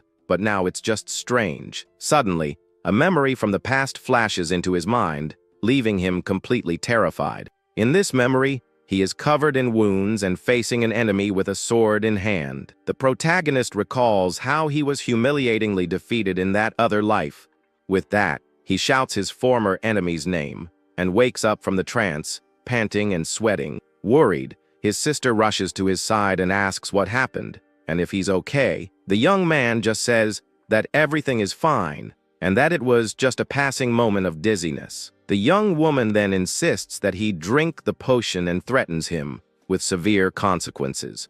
The hero looks at his sister and realizes there's no way to win against her stubbornness. At that moment, he decides he will accept her sincerity and guide her to a higher realm in the martial arts. With that, the boy takes the bowl and asks her to protect him for a moment while he meditates. The scene then shifts to the outside of the Grand Clan Palace during a starry night. Suddenly, the sister's eyes widen, completely shocked by what she is witnessing. The protagonist meditates as a powerful blue aura explodes from his body, surprising everyone. The young woman is shocked because the ginseng's value was at least 15 years of pure energy. Then, the young man stands up and tells his sister that he's finished and that it helped him a lot. With his body feeling much lighter, he thanks her while a blue aura completely surrounds him. After that, he asks his sister if her main weapon is still the famous iron fan. The young woman confirms that it is, while pointing to the artifact attached to her waist. With a smile, the boy promises that on the day his punishment ends, she should come to the forge. Suddenly, a guard announces the arrival of the clan chief, and the hero is surprised by the visit. The man enters the room with an imposing posture, and the boy doesn't understand the situation. The two siblings greet him, and the young man realizes that his sister didn't know about the visit either. Their father remains silent for a moment and stares at the empty pot on the large table. At this, the young woman panics, remembering that she took the ginseng without permission, and tries to explain herself. But her father just tells her to leave the room, and she thanks him and quickly withdraws. The hero watches his sister leave and thinks that she abandoned him to deal with their father alone. Then the clan chief calls his son by name with a very serious expression on his face. The young man answers yes and faces his father, a little nervous about the whole situation. With a piercing gaze, the man reveals that he knows his son is hiding a big secret. He explains that he noticed the boy hid something when he dealt with the last enemies. The boy is shocked and asks how he knew, and the father says he always notices when a child changes. But the man reassures him, saying he isn't there to question him about what happened. Emotional, the young man thinks he wishes he could tell him everything and say that he missed him. The father then asks if his son knows why he didn't seek him out, and the young man thinks it's because of his mistakes. But the man reveals that it was his fault, and the protagonist is completely confused by the answer. The clan chief explains that his whole life he followed the alliance, and that harmed the family. Even feeling indebted to the clan, he admits that he never regretted his convictions. With a serious look, he adds that this was true only up until that very moment. The man then laments not even being able to protect his own son properly. At this, the father stares at a candle flame and calls the boy for a more serious conversation. He says that although the young man's way is rough, he shouldn't change because he's on the right path. The clan leader continues, saying that he himself will change so he can help his son when needed. In exchange for his support, The father asks only that the hero make him one single important promise. He asks the boy not to lose his sense of chivalry, even if his actions are just. The man then reveals that his great concern is his son's excessive thirst for vengeance. He warns him that if he continues to dedicate himself only to taking down villains, he will become just like them. He says that for him, whoever deserves to be gone. But the boy understands the concern and says he knows what he needs to be careful about from now on. So the hero raises a finger and promises his father that he will do it only once. He swears that if someone doesn't truly deserve to be eliminated, he will give them a second chance. The clan chief closes his eyes with an expression of relief upon hearing his son's promise. Satisfied with the answer, the father says that is enough, and the scene shifts to the night. Half a month passes, and we see a busy street with a carriage passing by. Inside a carriage, someone comments that the place is quite busy for the middle of nowhere. A woman then warns one of the young ladies to be careful with her words as they could be rude.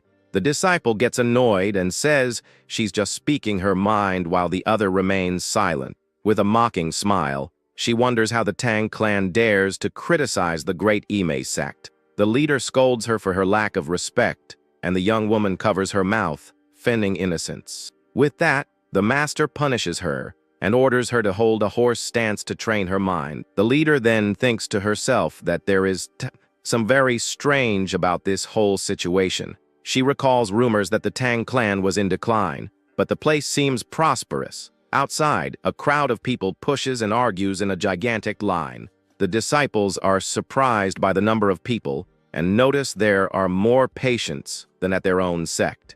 Two men in the crowd comment that the young clan chief's medical skills are divine.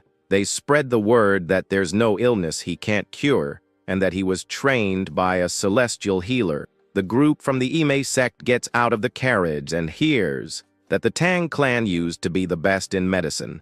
The girl complains about the wait and says it would be better to go to their sect, which is superior. A man overhears her and retorts that the Ime sect is only for the rich and the common people have no access. Furthermore, he reveals that days ago, the young man healed someone that the Ime sect itself had given up on. The disciple becomes furious and calls it ridiculous, but the master tells her to shut up. The young woman complains that the people are disrespecting the sect, but the leader reminds her of a warning. In a flashback, the Grandmaster warns them to go to the Tang clan and apologize courteously. The elder even threatens to discipline the sect leader personally if she fails the important mission. One of the disciples offers to announce their visit, but the master refuses, saying she wants to see the clan's medicine. With that, she decides to go inside to see with her own eyes. The skills they say surpass those of her sect. Inside the gate, patients are called one after another very quickly and continuously. The sect's group observes the flow of people, and the leader stares at the scene with a very serious expression. She is surprised and wonders how he manages to finish the consultations so quickly and efficiently. One of the disciples comments to the master that the speed of the service is indeed absurdly fast. The other young woman believes they are just numbing the patient's pain to fake a cure. She calls it a fraudulent practice, and at that moment, a new woman appears to receive them. The young woman apologizes for the long wait and, with a gentle smile, asks them to follow her inside. The disciple thinks that real doctors condemn this practice because it deceives and harms patients. Because of this, she glares at the guide with fury and finds the situation completely unforgivable. The guide leads them to a waiting room and asks them to wait, as they will soon be seen by the young master. The sect leader stares at the closed door of the consultation room with a very suspicious expression. Curious, she decides to peek through a crack in the door to see what's happening inside the room. In the room, our protagonist is seated and talking calmly with his next patient of the day. The disciples also peek and whisper that he looks like a detestable guy and that the place has no security. The young woman still doesn't dismiss the suspicion of fraud and decides to strike as soon as she has any proof of the scam. A mother begs for the young man's help while her daughter asks her not to cry, and he calms her with a smile. The hero asks what troubles her, and the girl says that other doctors told her she would never walk again. He then asks if she has ever thrown herself to avoid something, and the mother is shocked by the precise question. The mother confirms that 3 months ago, her daughter rolled to dodge a carriage, and the hero says he figured. He then explains that her condition damaged the nerves in her shin and paralyzed her muscles. The sect's disciple is shocked and wonders how he managed to diagnose that so quickly. The master and the other young woman admit it was a perfect diagnosis that not even they could have made at a glance. At this, the blonde girl becomes confused, seeing that her leader and companion are speechless. With hope in her eyes, the mother asks if the young clan chief can really treat her daughter. He replies that he will do it right now and pulls out a black needle with a powerful energy. The suspicious disciple grumbles that the needle is as black as his heart and calls him sneaky. The sect leader and the other apprentice are completely astonished by the young man's skill. The master doesn't understand how he can use such a thin needle to channel so much energy. She recognizes that the item is better than a very expensive artifact she bought and calls it divine. The other young woman wonders why no one seems to hear the whispering technique she is using. Suddenly, the little girl jumps for joy and shouts that she can move her leg while her mother gives thanks. The sect leader realizes that the treatment wasn't just temporary, as she had initially suspected. She sees that he reconnected the girl's nerves and meridians cleanly and very precisely. With a smile, the young man shows his talent, and the master recognizes him as an unparalleled genius. The leader then realizes the gravity of the situation and what they have been doing all this time. She remembers the Grandmaster's warning and understands they were caught spying on the Tang clan's treasure. The little girl says goodbye and says she'll be back, but the hero advises her not to, as she's already healed. With a cute smile, she says she wants to see him again, and he invites her to come back whenever she wants sweets. The mother and daughter hug happily, and the little girl asks if she can play now that she's healed. With this, the sect leader questions what they should do now that they've been discovered. She feels guilty and thinks this is karma for her own distrustful actions.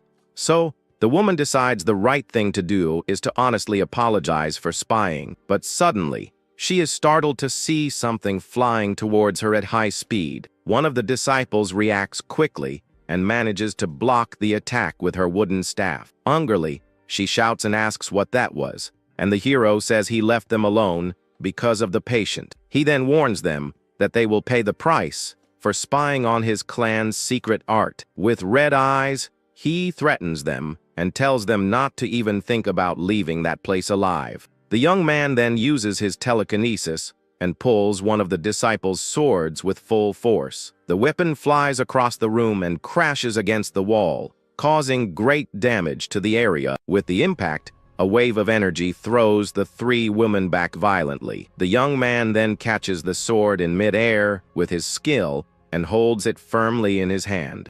He then prepares for the fight and advances against the group with a weapon in each hand. The short-haired disciple is shocked to recognize the ghost, grabbing technique he used. The leader tries to calm the young clan chief, but the other apprentice charges forward to attack angrily. The blonde girl shouts furiously and asks how he dares to attack the group from the Ime sect. The hero easily dodges and says he already figured they came with impure intentions. The young woman then decides to use the Art of the Storm sword to take him down with a single blow. But the young man just stares at her with his gaze. The hero strikes the girl's neck with a quick blow, leaving her unconscious on the floor. The sect leader then looks at her fallen disciple without showing any emotion. With a quick movement, the master firmly grabs the unconscious young woman by the shoulder. She then throws her towards the protagonist to use her as a human shield. But the young man is unfazed and continues his attack with a powerful sword slash. The woman blocks the blade with her bare hand and realizes it's too late to dodge. With that, a large explosion of energy occurs from the impact of the 2 blows. The other disciple supports her master, who was thrown back by the force of the attack. The hero then creates an energy dagger and prepares to attack the sect leader. He hurls the projectile with incredible speed, in the woman's direction without hesitation. The master is impressed because even with his strength, he shows no hesitation. She realizes that this boy is not an ordinary martial artist and has a hidden power. The young man stomps hard on the ground and propels himself into a new, swift and precise attack. He understands that the medical techniques weren't the only thing the Grandmaster wanted to see. With that, the boy throws the hilt of a sword like a projectile to distract his opponent. The leader thinks he will attack from the other side, while she dodges the flying object. Now, all that's left is to prepare for the next attack that will come her way. But she is surprised to see the young man smiling calmly and confidently. The other disciple screams in desperation upon seeing her master cornered by the strategy. The leader's eyes then widen as she realizes the true intention behind the attack. The master realizes that the real attack is actually coming from behind her, not from the front. With that, the hero advances with a war cry and delivers a powerful blow with the weapon's hilt. The woman grinds her teeth and feels the pain of the impact as she tries to block the young man's attack. She manages to catch the weapon with her bare hand, but the force of the blow pushes her back. The leader then counterattacks with a palm strike, and the young man jumps to dodge the attack. The woman continues her advance and pursues him with a golden aura emanating from her body. With a direct hit, she strikes the protagonist's chest with the palm of her hand. The young man spits a little blood and feels the force of the impact spread through his body. He is then thrown far away, and the sect leader observes him with a serious look. The blonde disciple wakes up with a headache, and the other asks if she's okay and what happened. The young woman then wonders what happened and sees her master and the hero facing each other in the middle of the room. The sect leader stares at him in surprise, seeming not to believe what she is seeing at that moment. Panting, the protagonist wipes the blood from his mouth and prepares for the next round of the fight. He gets up and faces his opponent without showing any fear. The young man thinks that he overdid it and went all out without realizing it, while the woman's sword is on the floor. The master can't believe that a 20-year-old young man can use the ghost grabbing technique with such mastery. Suddenly, a thread wraps around the sword's hilt and pulls it back into the hero's hand. With both weapons in hand, he challenges her to a new attack with a confident smile. The woman wonders what kind of martial art uses threads, and if he reached this level on his own. The two disciples watch the scene, and the sect leader advances to continue the fight. Suddenly, the hero's father appears and gives an order to the martial artists of the Tang clan. With a war cry, the man orders his men to suppress the enemy immediately. At this, the guards advance and separate the young man from the sect leader,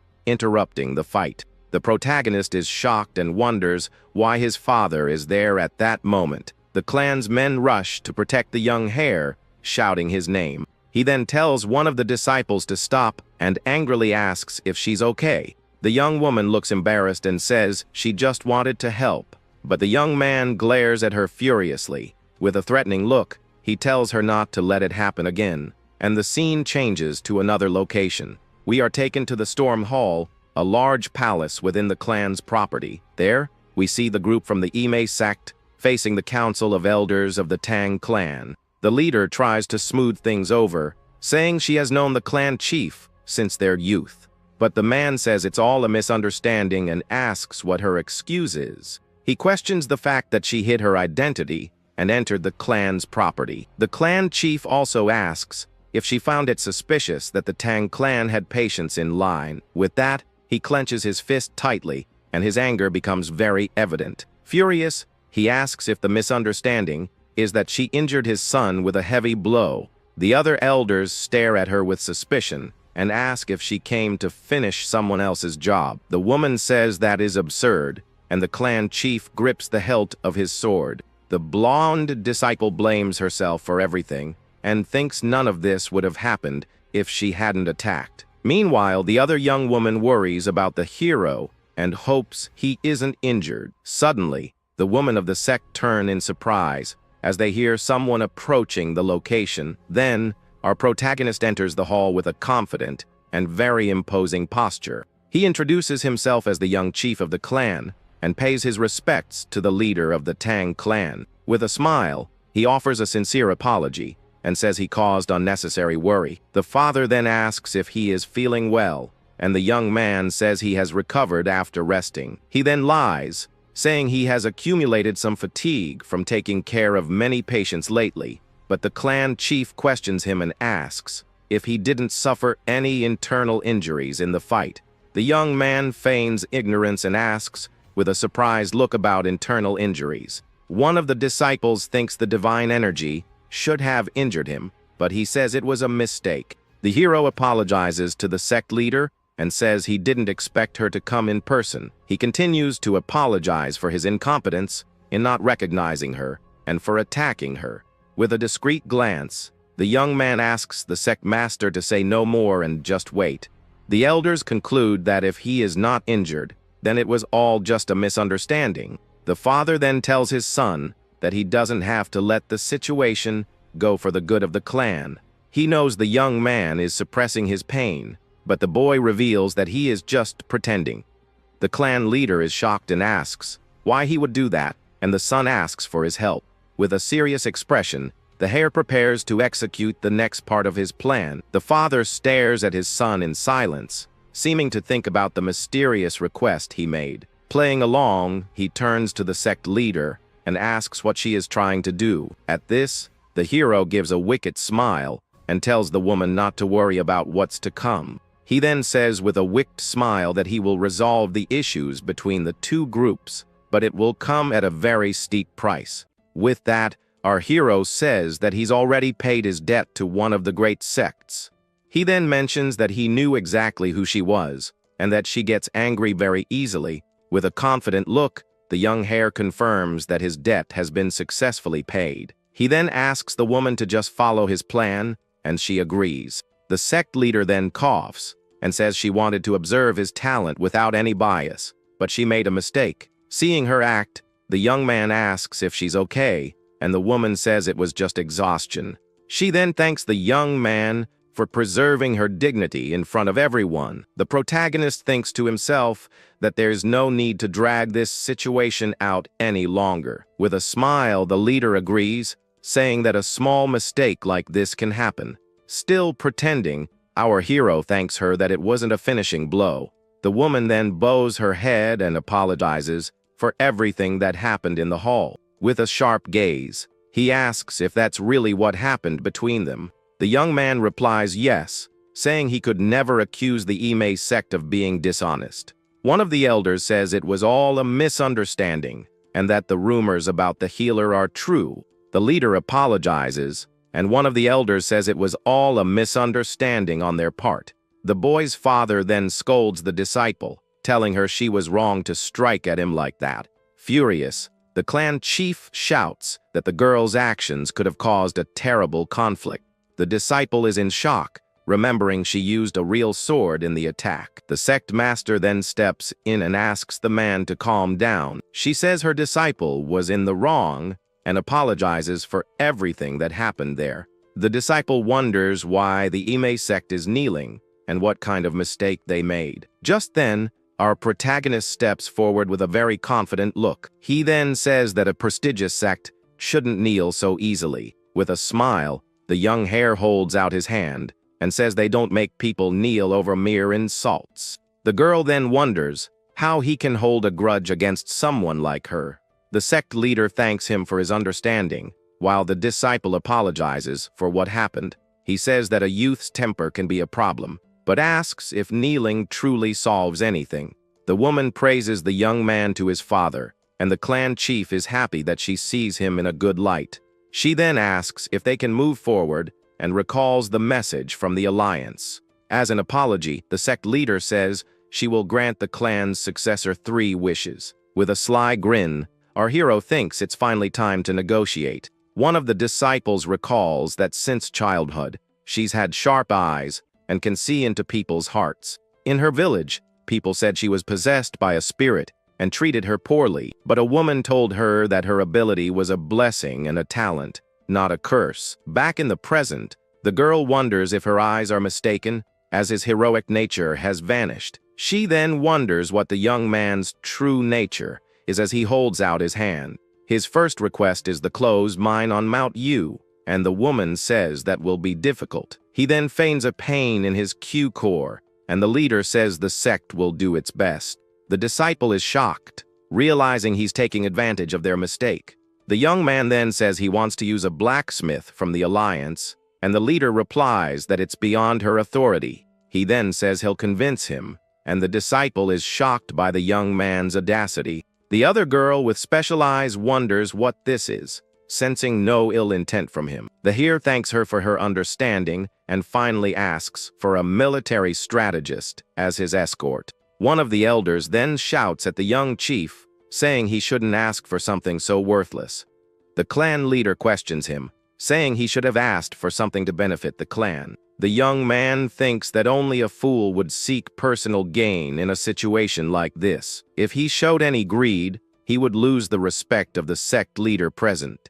With a determined look, he thinks that this was the best choice he could have made. Just then, our hero's eyes widen in complete shock at something. He then mutters to himself and looks at the disciple who is watching from afar. The girl wonders why he's looking at her, as feelings of guilt wash over her. With a sad look, he too remembers something as the memories flood his mind. In the past, the blood cult defeated the alliance leader, and it split into two factions. One faction was the anti-blood faction, while the other argued they should maintain their dignity. One of the leaders of the anti-blood faction was the sword queen named Devour, young. He remembers meeting her, and she questioned if his actions were any different from those of the blood cult. To her, the young man was walking a dark path, and she vowed to take him down with her own hands. He was the one who ruined her friend's life, and he's sorry for being too late. Back in the present, our protagonist is stunned as he remembers all of this. The sect leader asks if something is wrong,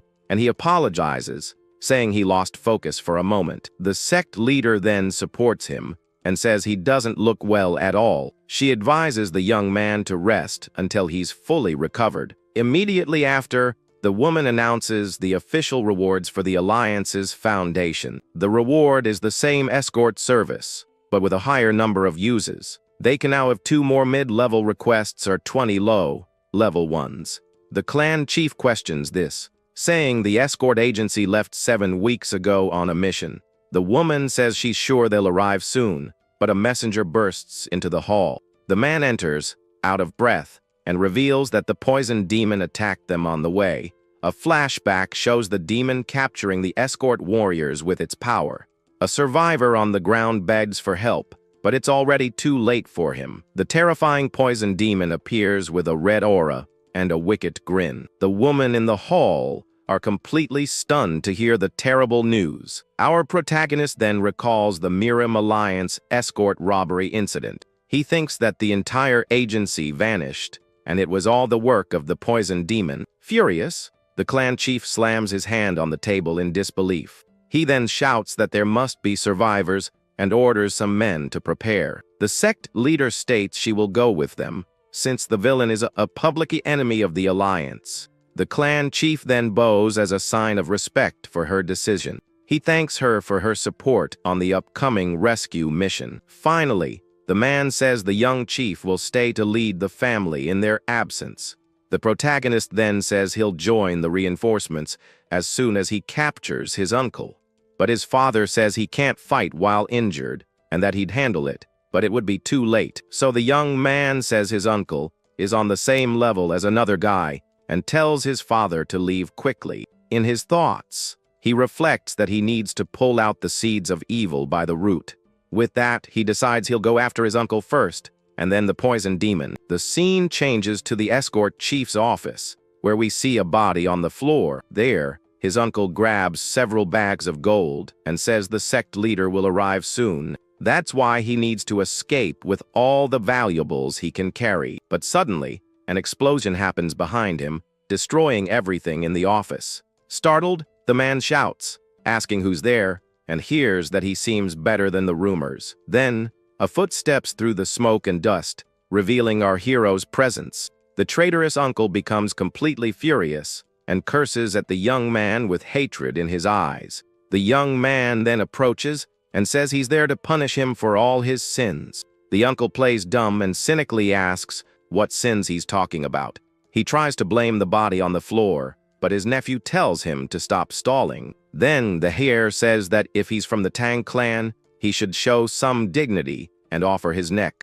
The uncle is shocked by his words and doesn't know what to say to the accusation, but soon a wicked smile appears on his face, and he says that's fine. Surrounded by a green aura, he says it's time to stop playing games once and for all. With that, the man unleashes his poisonous energy, preparing for the big fight. With a powerful impact, the two warriors clash in the middle of the smoke as energy explodes throughout the office. The traitor then wipes his face and asks if the boy is really going to act so arrogantly, just because of some help. The young heir stands firm in front of the disciples, who watch the villain with anger and contempt. Then, one of the girls shouts for the man to be quiet, calling him a dirty villain, while her partner tries to calm her down. At that moment, she reflects that even with the clan in ruins, they can't underestimate the power of that wicked traitor. With a swift movement, the uncle shows that his strength is on the same level as the best fighters in the region.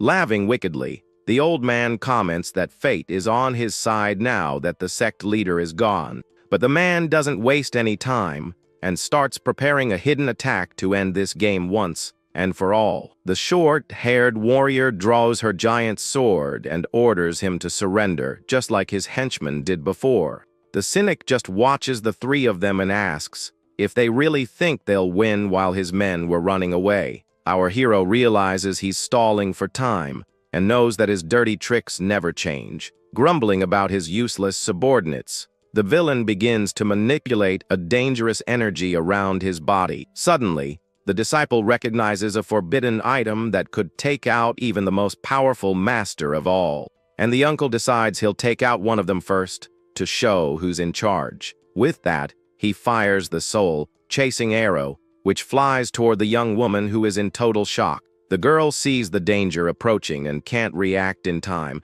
as the projectile cuts through the air. But at the last second, the fatal attack almost hits the girl's face as she closes her eyes, expecting the worst. Then, black threads appear out of nowhere and wrap around her body to pull her out of the line of fire. At that critical moment, the protagonist grabs his companion and protects her with his steel wires as the traitor's attack fails miserably. Confused, she wonders where that shot came from and what the ropes wrapped around her are. The girl thanks him for his help and realizes the threads are the young master of the Tang clan's main weapon. But the traitor complains that it was a shame that attack didn't get one of them on the first try. The warrior calls him a coward, but the old man replies that she's just a brat who doesn't know the world. Then the villain pulls out a huge whip and says that fallen foes tell no tales. With swift movements, the enemy attacks the group with heavy blows that shatter the hall's floor.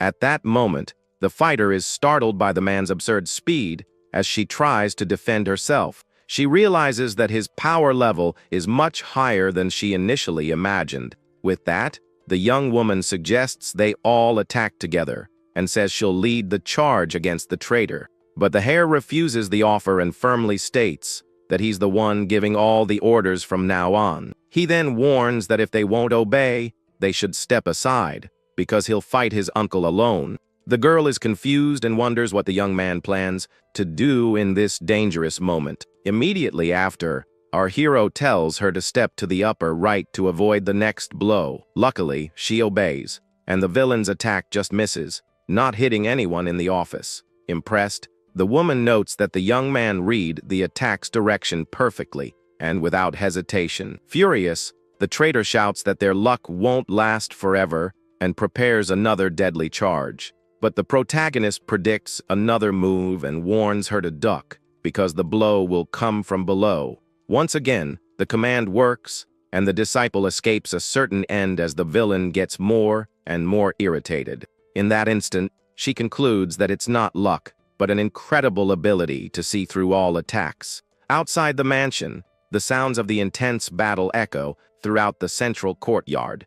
Even while dodging well, his partner wonders what to do now, because they can't just run forever. Facing the hero, the young master calmly observes the situation while the warrior is surprised by his skill. The girl then asks if the young man is listening, or if she should take command of the orders now. With a slight smile, the protagonist wonders if she has always been so naive in front of a strong enemy. But the traitorous uncle triggers a hidden mechanism in his whip to launch another surprise attack on the group. Then the villain shouts for them to fall, while delivering a powerful blow that makes everything in the office tremble. At that moment, the hare senses the imminent danger and warns his companion to be very careful with the impact. He notices the man use the crack of the weapon to hide the sound of an arrow fired at them. With that, the young man explains that they need to watch out for the dirty tricks used in this deadly fight. Immediately after, the young man manipulates his invisible threads to intercept the projectile's trajectory. With a precise move, he protects his ally using his special technique of controlling durable wires. The young woman thanks him shyly, and the hero thinks to himself that he misses the angry version of her from the past. Furious, the old man scolds the youths and asks if their master only taught them to run like cowards in fights. Feeling her honor wounded, the girl charges at the villain, completely ignoring her partner's warning of danger. She then clashes her blade against the uncle's flexible weapon in a contest of pure strength and agility, but the dangerous whip wraps around the fighter's sword, trapping her weapon in a deadly snare. With a sudden move, the traitor throws his opponent off balance, showing his superior combat experience. The warrior ends up being thrown hard against the wall, while her friend runs desperately to help her. Her partner asks if she's okay as the enemy approaches, with a victorious look. The villain laughs and says this is all hilarious as he unleashes a green aura of powerful energy. The two disciples are in shock as they realize the man has reached the highest level of the martial realm. But our hero tells them to focus, saying it's just a cheap trick from the villain. With a furious look, the traitor wonders where the young man gets so much confidence. He then vows to finish the young man and launches a devastating energy attack. A blade of pure green energy cuts through the air and descends toward the group as they prepare. The hare explains that if it were a real technique, the energy would cover the entire weapon, not just a part of it. With this, he realizes his uncle can barely use the power of the peak realm and is not a threat. The young man then thinks that the two of them get scared easily and decides he'll use this fight as practice. He then warns them that they'll have important roles in the future and tells them to get ready to move. The uncle sees the young man throw a dagger but just laughs, saying he won't fall for another silly trick. With a wicked smile, the man comments on the games and the strange threads his nephew uses. He decides to ignore the dagger and lunges at the hare, saying he'll take him out first. Suddenly, the dagger explodes in an immense flash, catching the traitor by surprise in his attack. The villain is shocked by the force of the explosion and shields himself from the impact with his arms. Amid the smoke and dust, the man can't see anything and wonders where they went. He then gets angry and calls the trick superficial as he looks around the hall. At that moment, the group uses the distraction to jump through the hole in the ceiling and escape. The uncle chases after them and laughs, asking if they're already running in fear of the fight.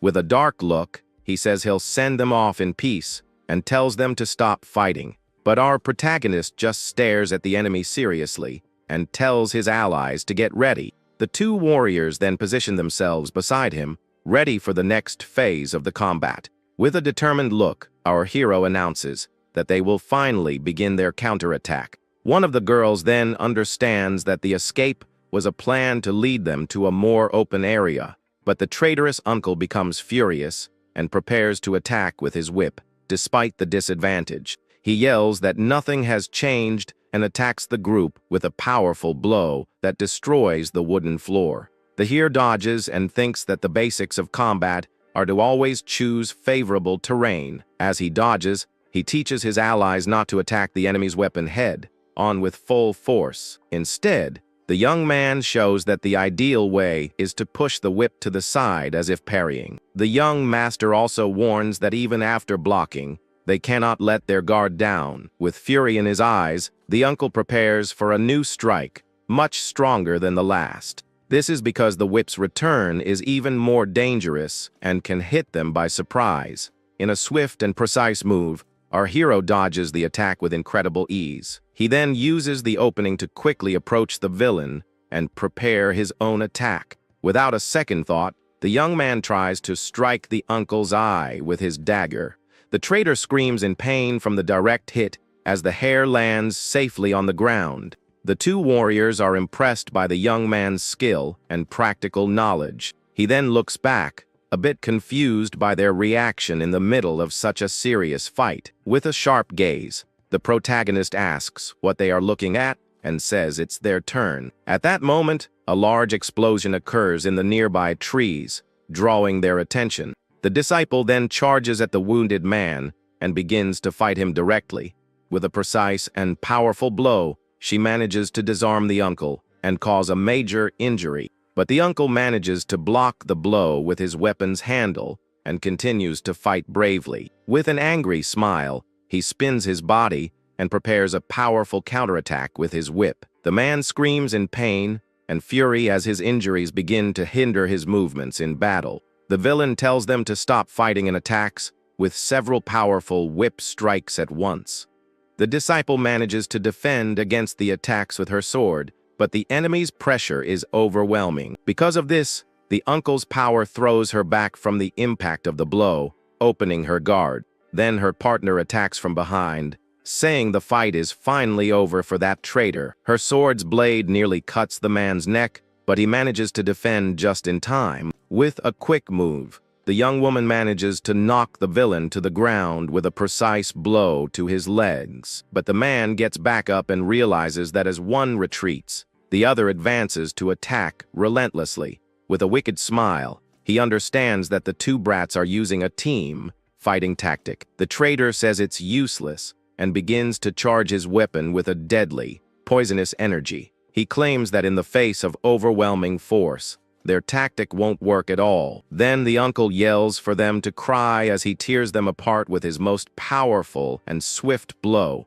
The girl is in shock as she sees the green energy coming toward her with absurd speed. Her partner also can't react in time and is frozen before the fatal attack that approaches. But at the last second, our hero appears and uses his threads to save them both from a certain end. The threads pull one of the girls, and she manages to kick the poisonous whip away into the air. The other disciple is also saved and uses her sword to deflect the trajectory of the villain's attack. The traitorous uncle is completely shocked, unable to believe they managed to dodge the blow. Impressed, the uncle realizes the two are already counterattacking while his posture is broken. With that, the villain quickly recomposes himself and prepares to attack again with his whip. In a coordinated attack, one of the warriors uses a powerful sword technique against him. She then charges forward and delivers a direct blow that hits the traitor square in the chest. The man then feels the protagonist's threads binding his arms, leaving him vulnerable. Suddenly, his nephew appears from below and calls out to his uncle with a serious, challenging look. The young master then lands a powerful blow to the villain's chin, who screams in great pain. The impact sends the traitor flying into the air, leaving him completely defenseless. Our hero watches his uncle and comments that he seems quite tired after so much fighting. With a leap, the two disciples prepare to deliver the final blow to the helpless enemy. They then attack together in a perfect combination of sword strikes and martial arts. The man feels the power of the attack and prepares to use his last trump card to escape. Desperate, the uncle creates a huge tornado of poisonous energy to attack everyone at once. With a cry of fury, the villain unleashes all his power and curses his nephew with great hatred. The hare uses his threads to shield himself and his allies from the deadly whirlwind. But one of the disciples is caught in the tornado and screams in pain as she is thrown into the air. The other girl is also unable to escape and is thrown far away by the force of the attack. With a look of pure malice, the uncle yells for them to fall and focuses his energy on the blow. The villain's final attack advances, toward one of the warriors who is down on the ground, but our hero stands firm and prepares to intervene with his own special technique. With that, the villain's poisonous energy explodes in an intense green light on the battlefield. One of the warriors screams desperately for the young master as she is thrown far away. The traitorous uncle then smiles, believing he has finally gotten rid of that thorn in his side. He then turns to flee, thinking he just needs to plan for the future now that victory is his. But suddenly, the man stops confused as he feels something strange happening around him. Black threads emerge from nowhere and pull him back with great force, stopping his desperate escape. The invisible web then throws him from side to side without him being able to react or defend himself. With a violent impact, the villain is thrown against the ground with no chance of escape. At that moment, the protagonist's thread spread across the sky like a giant, deadly net. The web then closes in quickly, causing a huge energy explosion that covers the entire area. Now trapped and immobilized, the uncle despairs and asks what those things are. Amid the dust, our hero questions where the traitor was going in such a hurry. The young man then reveals his threads, covered in the poison, and coldly calls the man Hunkle. The villain is shocked to realize the young man blocked every drop of his deadly poison. Desperate, the uncle begs for forgiveness, appealing to the fact that they are family. With his back turned, the hair reflects on the word forgiveness as the man awaits his answer. He then reveals that he promised his father to give a single chance to any criminal he encountered. The traitor becomes hopeful, but the young man explains the promise doesn't apply to those who deserve their end. With a cold look, the protagonist says this exception is exactly his case and tightens the threads. Then the uncle screams in pain as the threads tighten around his neck to end it all. With red eyes, our hero uses his threads to suffocate the traitorous uncle, who screams in pain. In the distance, the two warriors watch the scene, and one of them calls out to the young master, worried. The villain then begins to lose consciousness as the life slowly fades from his eyes. With a look of pure hatred, the traitor glares at his nephew, who is finishing him off without any mercy. In his last words, the man swears he will curse the young man even if he goes to the underworld. With that, the villain's lifeless body falls to the ground, and the hero watches the scene coldly. The young master then fixes his hair, seeming calm after having dealt with his relative. One of the warriors comments that he is very cruel and seems like a demonic practitioner, but the other girl doesn't believe that and decides to use her special eyes to confirm the truth. She thinks that if he were a madman, he would be feeling pleasure and excitement from the situation. With her eyes glowing green, the disciple begins to analyze the protagonist's feelings. She then discovers that the emotions he feels are self-loathing in a great emptiness. The girl also sees a sadness so deep that she can't understand the reason for it.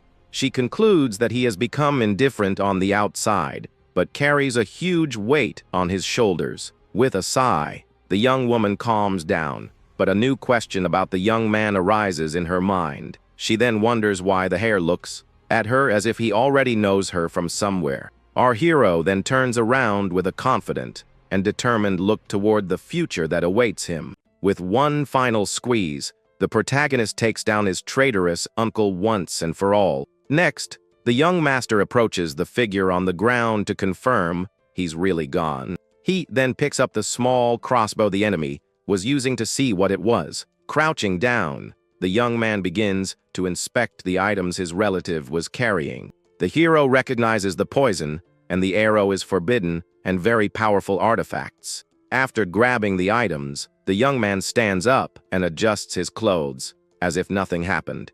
He then wonders if he's become too accustomed to taking down other people. Our protagonist reflects that he has always dealt with bad people, but something feels different now. The first thing that came to his mind was to calculate his gains from the fight. With a distant look, he wonders if he has started to think like a demon. The young blacksmith grows pensive about the dark path he might be trading. At that moment, one of the disciples he saved watches him from a distance with some concern. Then he approaches the long-haired girl and apologizes for taking so long to arrive. The other disciple can't handle the scene and gets sick right there in the courtyard. Her partner rushes to help her as she says it was just a passing fright. The hero apologizes, saying the clan's punishment for traitors can be extreme for outsiders. But the girl says the alliance would take down anyone who used those forbidden items. The young master of the clan is a bit surprised by how naturally she responded. The disciple then joins her hands in a gesture of gratitude and deep respect. She introduces herself as Do-Hai, young from the Ime sect, and thanks him for saving her life. The other young woman also introduces herself and thanks him, while the hero asks them to stand up. But one of them insists, saying they would have faced a terrible fate without his help. The young man replies that excessive courtesy can be considered a form of rudeness. Her companion then says they really weren't capable of handling the mission. She also complains that he treats her senior's gratitude as if it were nothing. The girl also reveals that her partner has always seen men as total trash. The protagonist accepts their thanks and informs them he's arranged for a cart to take them away. Next, he reveals his plan, saying he will track the remaining enemies alone. But the two warriors refuse to leave him and state firmly that they are going with him. The young man is left completely speechless by their insistence on accompanying him. The hero faces the blue-haired girl and calls her stubborn for insisting on coming along. He then gives in but warns that he won't look after them, and the other girl asks what he means. The young master explains that if they fall behind, he simply won't wait. With that, the blue-haired warrior realizes he's trying to carry the whole burden by himself. At this, she clenches her fist with strength and determination, resolving not to be dead weight on the mission. The girl then asserts that they will go with him anyway to help in any way they can. The group starts to move, and the other disciple complains about leaving the cart behind. As a result, the girl falls behind and desperately shouts for them to wait for her. The scene then shifts to the trio climbing a huge and very dangerous cliff. The brown-haired disciple is already out of breath and can barely continue the climb.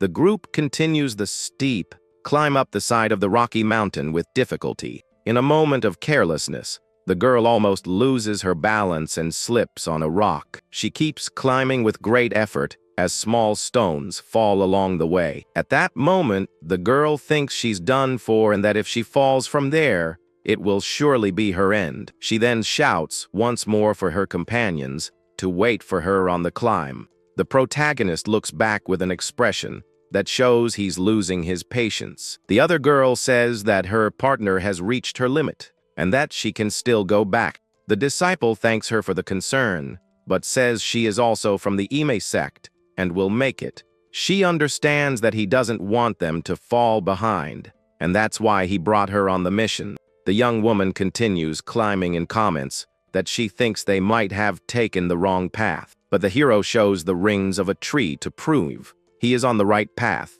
With that, he tells them to keep going, and the group presses on with the difficult climb. The exhausted girl wonders if he's an herbalist, because he knows so much about mountains. She continues the climb and questions if the young master of the clan ever truly gets tired. Then they arrive in a forest, and the protagonist tells them to split up there. The plan is to regroup in half an hour and share everything they find in the area. Immediately after, the trio splits up, and each one runs in a different direction into the woods. The young man moves away alone and thinks that this distance should be enough. He then crouches down and says that the key to tracking is to observe everything in detail.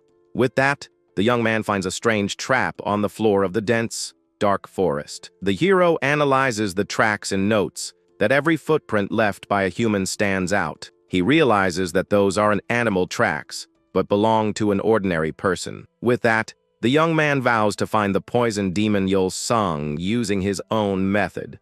In a flashback, we see the villain laughing evilly while fiddling with his ring. His former master praised him, saying his forging skill was the greatest in the world. The old man was impressed with a bracelet that granted immunity to all poisons.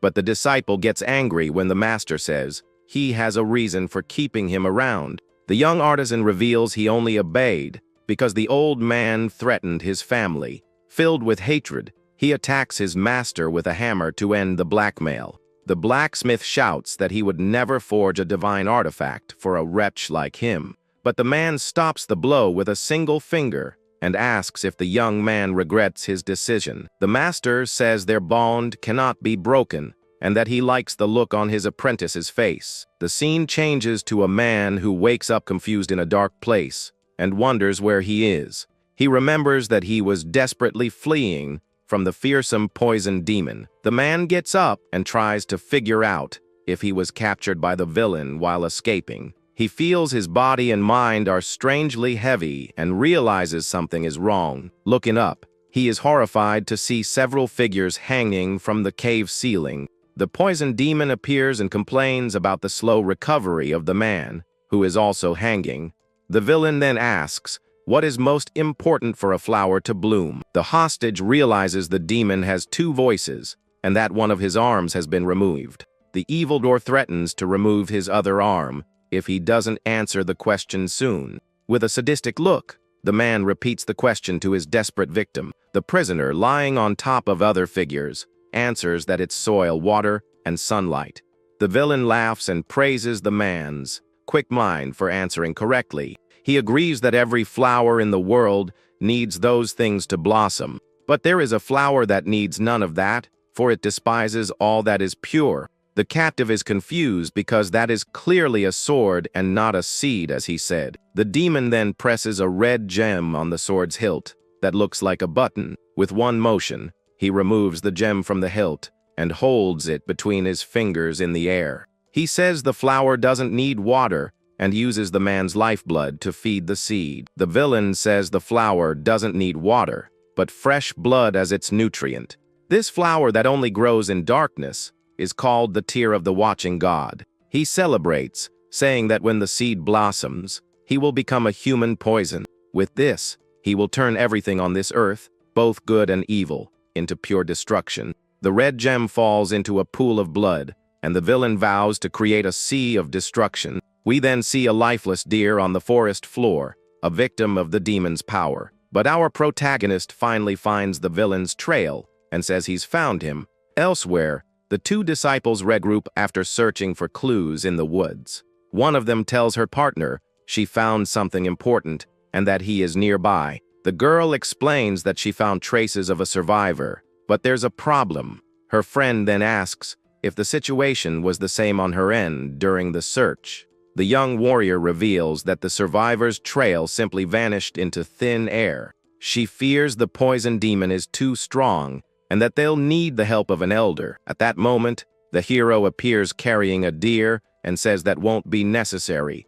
He throws the animal on the ground and explains that the man erased his scent to escape. Hearing this, the blue-haired disciple approaches to sniff the deer and investigate. The young man reveals that the scent is a mountain perfume used to erase body odor. The other girl confirms that the animal really has no scent at all and is surprised. Her partner is relieved but asks how they are going to track him now. Then the protagonist releases a blue aura and says he will follow him by heightening his senses. The young master tells them to continue the pursuit and envelopes the group in the energy. The warrior is shocked to recognize it as the powerful innate energy. She realizes the young man is burning through his life force without any hesitation.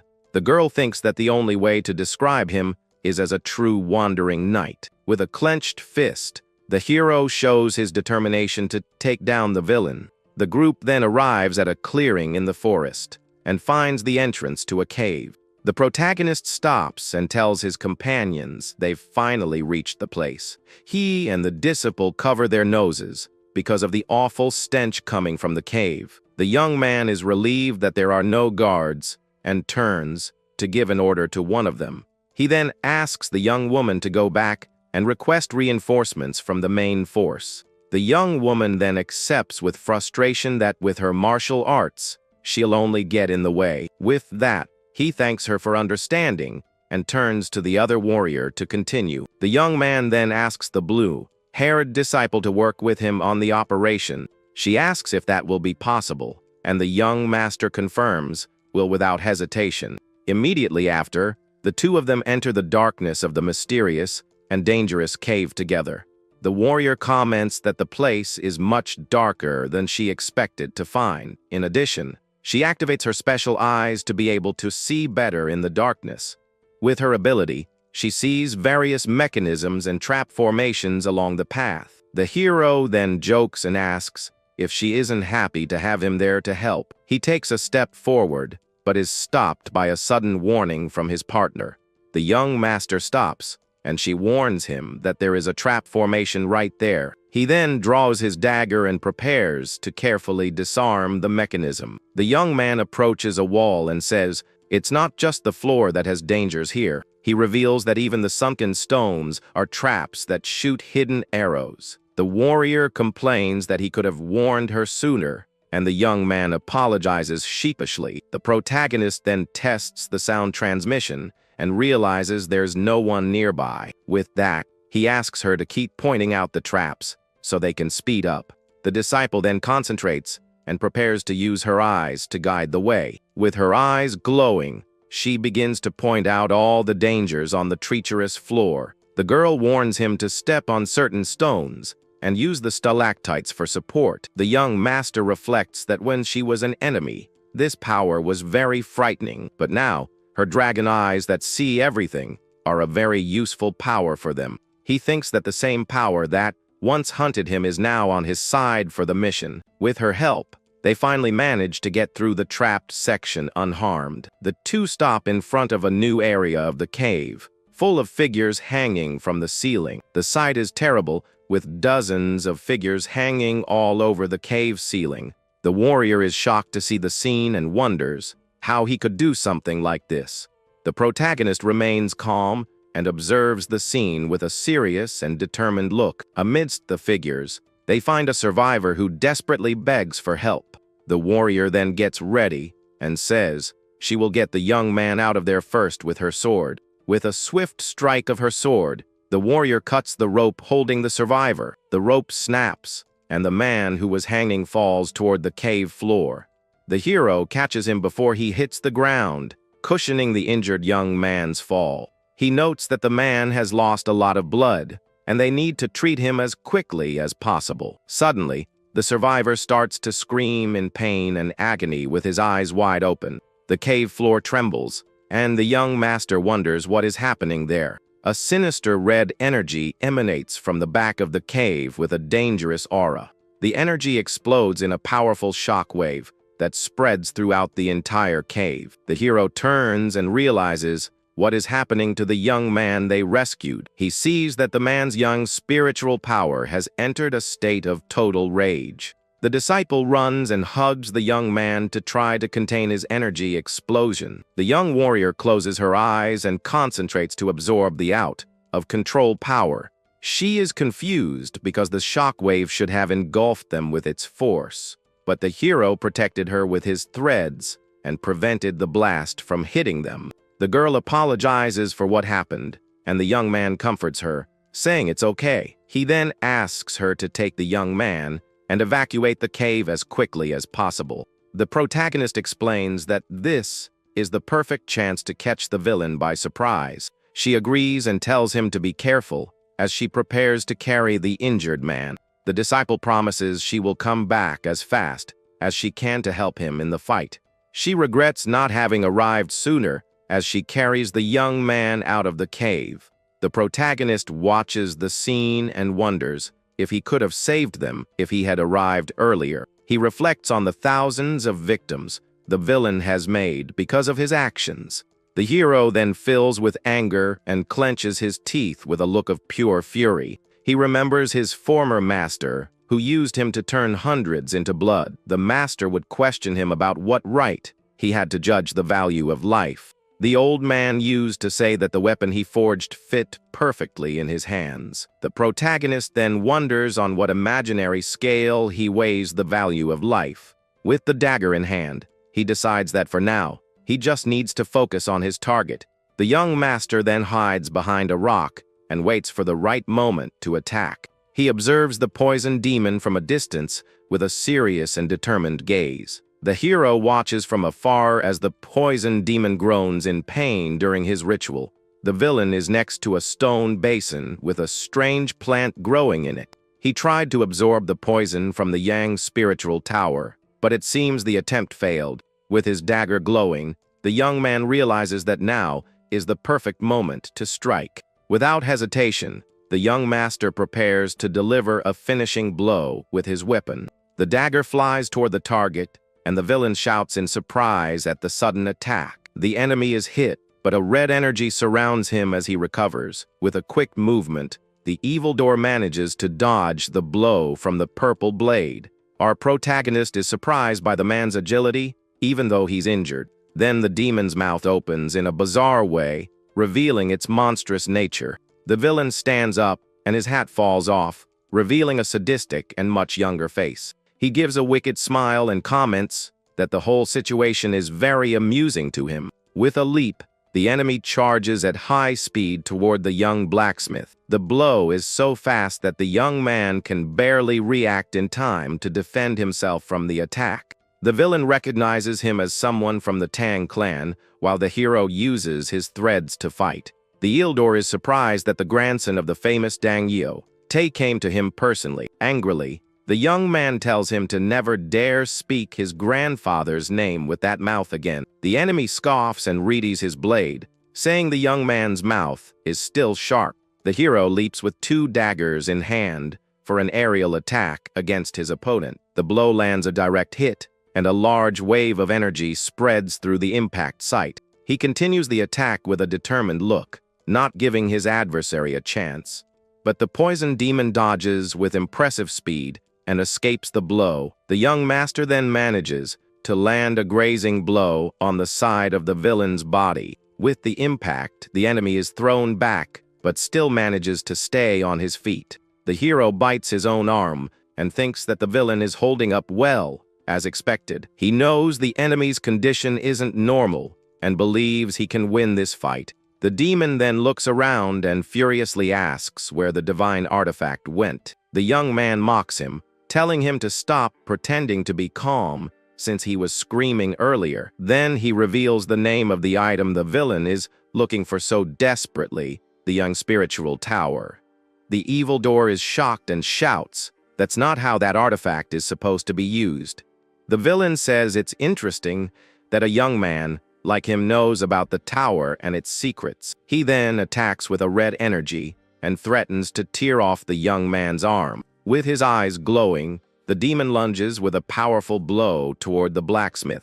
The attack creates immense pressure, and the hero prepares to defend against the impact. Blades of black and red energy form and advance toward the protagonist. The enemy is shocked to see that the young master managed to block his attack. He realizes the young man used a demonic energy to defend against the blow. The villain is impressed by the purity of the demonic energy the boy uses. With a wicked smile, the man says the young man is truly fascinating. He then decides he will make him his special disciple after the fight.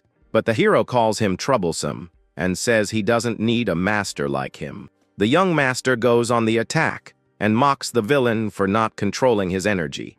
With a sadistic smile, the demon says that first, his new master will give him a good thrashing. The young man dodges an energy blast and prepares for the villain's next move. The enemy then creates several red energy clones to surround his opponent. With a giant clone, he tries to strike the hero with a powerful open-handed blow, but the protagonist dodges and prepares to use one of his special techniques. The clone attacks with an energy strike, and the young man readies for the counter attack. The villain orders his clone to tear off the blacksmith's arm with the next blow. The energy hand descends with force, but the young man uses his threads to create a defense. The web of threads traps the clones, and the villain is confused by the unexpected technique. The threads wrap around the enemy's arm, completely trapping it in the air. With a smirk, the hero says he's finally caught his opponent. He uses the first technique of his flawless divine raiment to immobilize him. The poison demon tries to break free, but the threads tighten even more around his hand. He complains that the internal energy conversion is too slow and he can't escape. The protagonist then uses his spider's cutting chain technique to attack him. He explains that the original divine raiment focuses on defense and neutralization, but he needed something different for his revenge, a thread harder than diamond. With that, he created the reverse flawless divine raiment, a martial art for annihilation. The villain's hand is hit, and the cutting threads begin to cause great damage. With that, the protagonist attacks, and the villain screams in pain from the force of the blow. Even while falling, he realizes his disciple was hiding a special technique.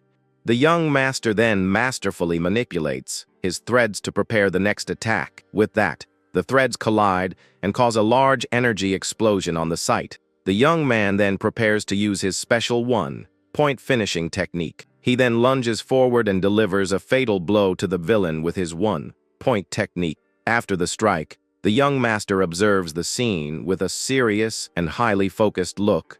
With his hand injured, the poison demon shows he is genuinely impressed with the power. He then stands up and seems completely recovered from the blow he received from the young man. The protagonist then realizes the villain used his left hand and is very surprised. The villain shouts that he now wants the young man as his disciple and prepares for a new attack. With a bizarre smile, he says he doesn't care if his body melts into blood. His body then begins to contort in a strange and frightening way in the process. He charges forward, saying he needs to see all the hidden powers his disciple possesses. With a powerful punch, the villain hits the protagonist's head on with his red energy. A monstrous attack in the shape of a lotus flower forms to strike the hero.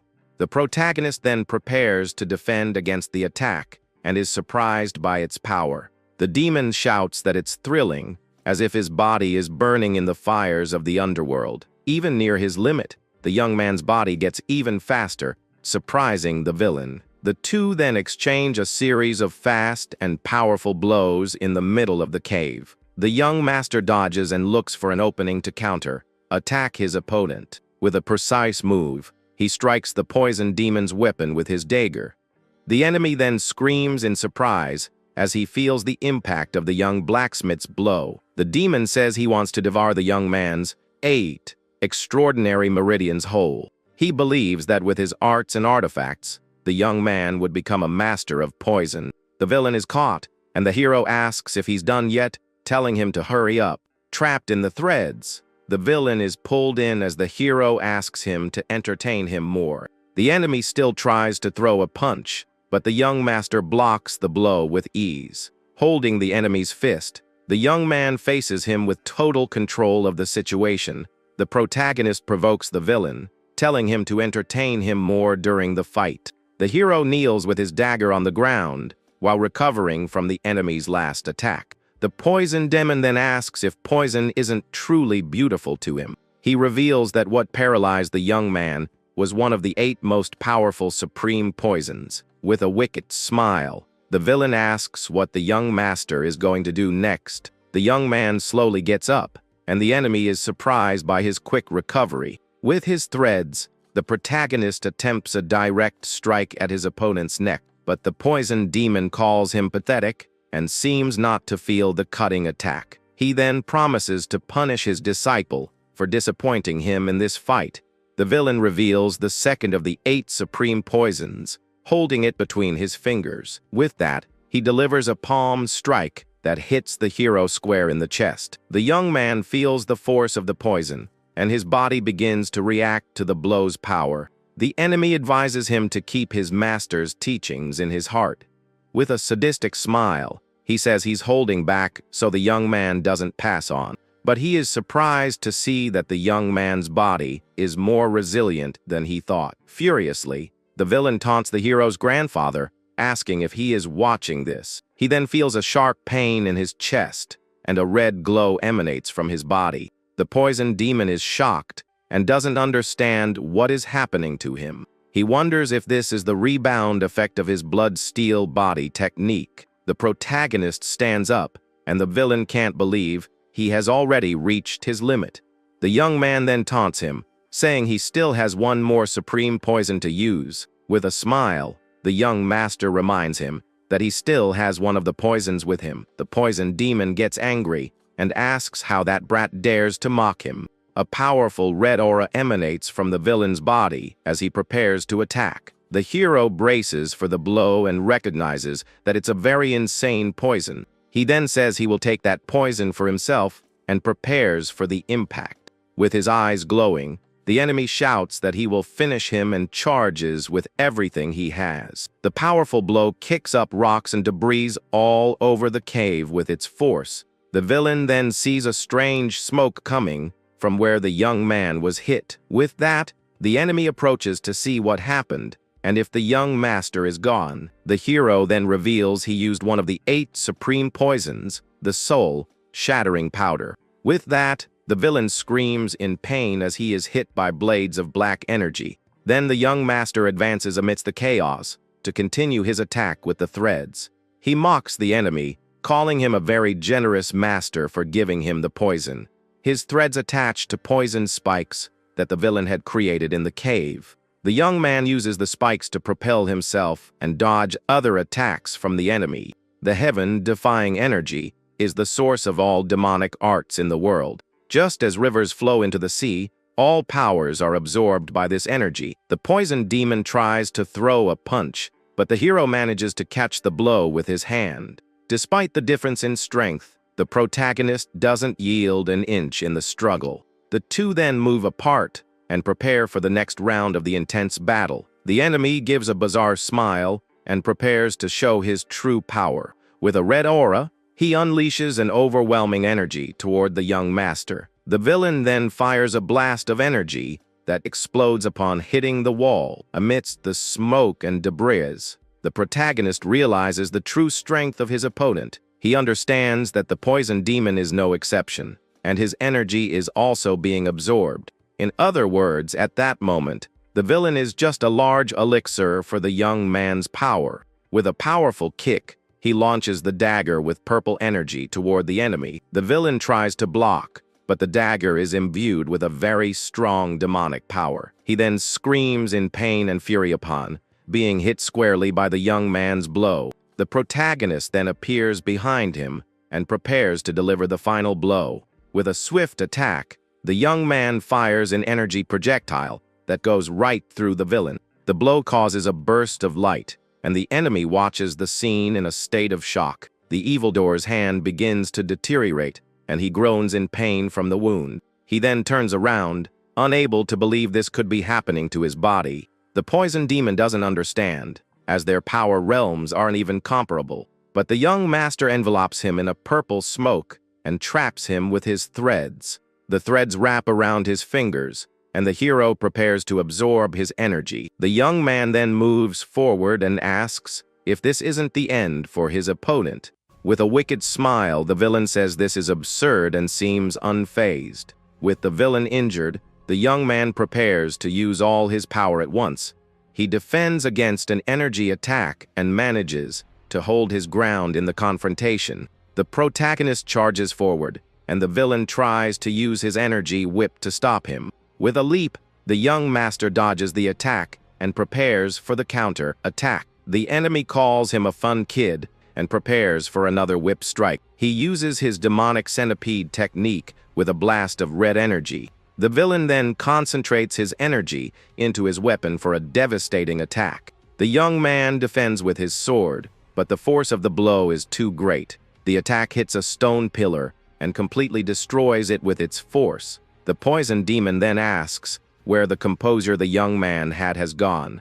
The young master then lunges forward and manages to land a grazing blow on his opponent. With a firm step, he prepares to continue the offensive against the enemy. The villain then declares that this is the end and prepares for his final blow. With his weapon in hand, he concentrates all his energy for a decisive attack. The demon shouts that they will end this and charges with all his strength. The protagonist then prepares to use the second technique of his raiment. With his threads, he uses the returning wind technique to defend against the blow. The red and blue energies collide, creating a massive explosion on the site. The villain is shocked to see that his centipede technique was cut by the young man. He realizes that this won't work and tries to think of a new plan. The enemy then tries to attack directly with his weapon in a swift strike, but the young master appears behind him and prevents him from fleeing the fight.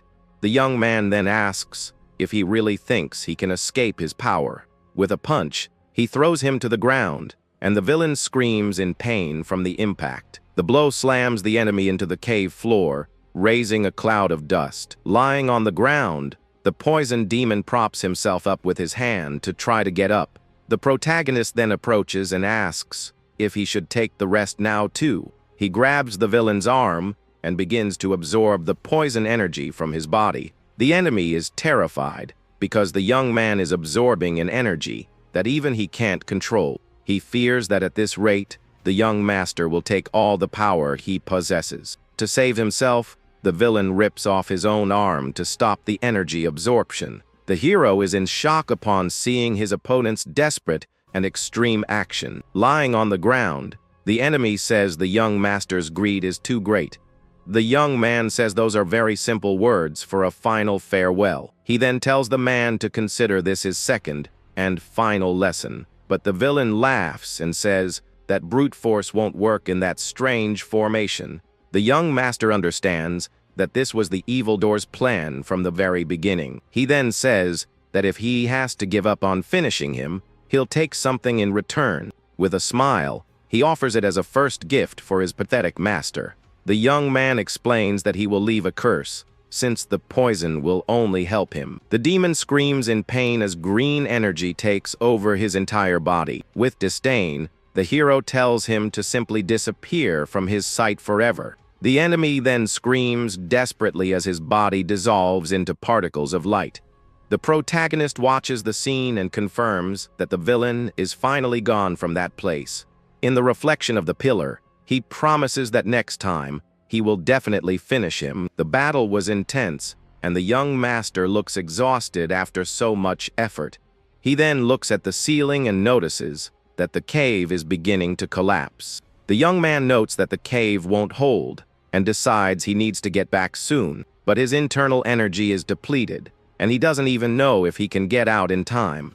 With a pained expression, he feels a sharp and unexpected pang in his body. Suddenly, the heavenly curse on his chest begins to manifest with force. Lying on the ground, he sees a figure approaching from the back of the dark cave. He wonders what it is and tries to understand the new dangerous situation. The young man notices that the green light is not trying to flare up as usual. The energy then envelops him, and he notes that it is accepting his internal energy. With that, the curse begins to point toward the Yang spiritual tower in the center. The young man is shocked because the curse on his chest is absorbing his energy. With that, the power flows directly into the divine tier lying on the ground. Then, a memory shows him suffering even after mastering the demonic arts. He remembers that the celestial calamity always hindered all his achievements. Not even the sorcerers of the blood cult understood that chain on his soul. That's why the young man never found answers for the calamity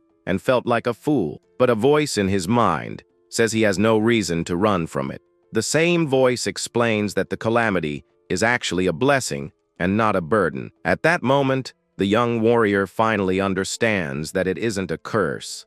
His art didn't devour the calamity, but preferred the energy it emitted. So he wonders what could be hidden in the remains of the divine tier. The hero pulls a strange, claw-shaped root from the pool of blood. He then discovers that the root is a poison made from souls full of hatred. With a loud rumble, the entire cave begins to collapse violently. The protagonist looks up, worried about the place caving in so quickly. He realizes the cave is collapsing faster than he expected. With no other choice, he decides to bet everything on the celestial calamity. The young master then puts the poisonous root in his mouth and swallows it without a second thought. From the poison, he starts to cry out in pain and agony from the immense power. The red energy of hatred reacts with the green curse inside his body. The young man feels all the hatred from the souls that were used by the venom demon, but he refuses to give up and gets up from the ground with great difficulty. The blacksmith remembers that if he was going to give up, he never would have started. With that, He recalls his past and his hard work as a craftsman.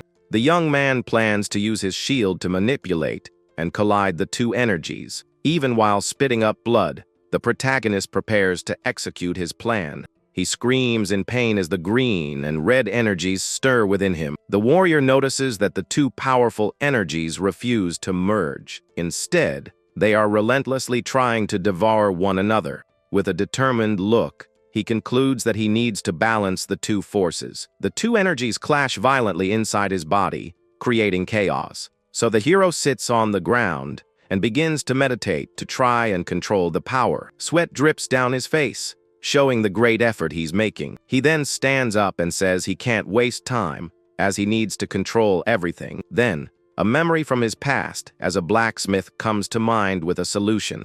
The young man recalls that to forge something perfect, the materials need balance. With this, he understands that neither energy can be stronger than the other. He needs to mix the two with precision to lessen the hatred from the tear, and at the same time, fill the gaps with the power of the celestial calamity. The red and green energies begin to flow in harmony throughout his body. With a calm expression, he finally manages to find the balance he was seeking. At that moment, the young man reaches a new state called peak convergence. His eyes open with a new determination and a newfound power. He believes that by adding more divine venom, he will break all his limits. He decides to call this energy from the fusion of the calamity and the tear, Q. The young man then reflects on the new and incredible power he has created within himself. For the first time in his life, he has overcome the calamity and accumulated this new QE. With a smile, he wonders what might happen if he gathers more of it. He tests his new power and is surprised by the force of a small strike. The young man realizes the cave is about to collapse, and he needs to get out. With his threads, he prepares to climb and escape the place quickly. The protagonist then wonders if he should leave, and shows his threads for the escape. Outside, the cave entrance is completely blocked by rocks. The disciple who went for help kneels in despair at the sealed entrance. She and the reinforcements are shocked to see the cave entrance completely blocked. The girl yells that they need to force their way in, as any delay could be fatal. But the manager of the Moram Alliance says that working from the outside is enough. An elderly woman scolds him, asking if he's going to abandon the Alliance members. The manager becomes furious with the accusation and grinds his teeth in pure rage. He then shouts that yes, he is abandoning them and that it would be foolish to go in there. The manager points to the cave and yells that the poisonous energy is out of control. Suddenly, an older woman lands a hard blow on the manager's back. The man falls to the ground, and the lady calls him a coward without a shred of camaraderie. Another man tries to stop the patriarch from entering the dangerous cave to help.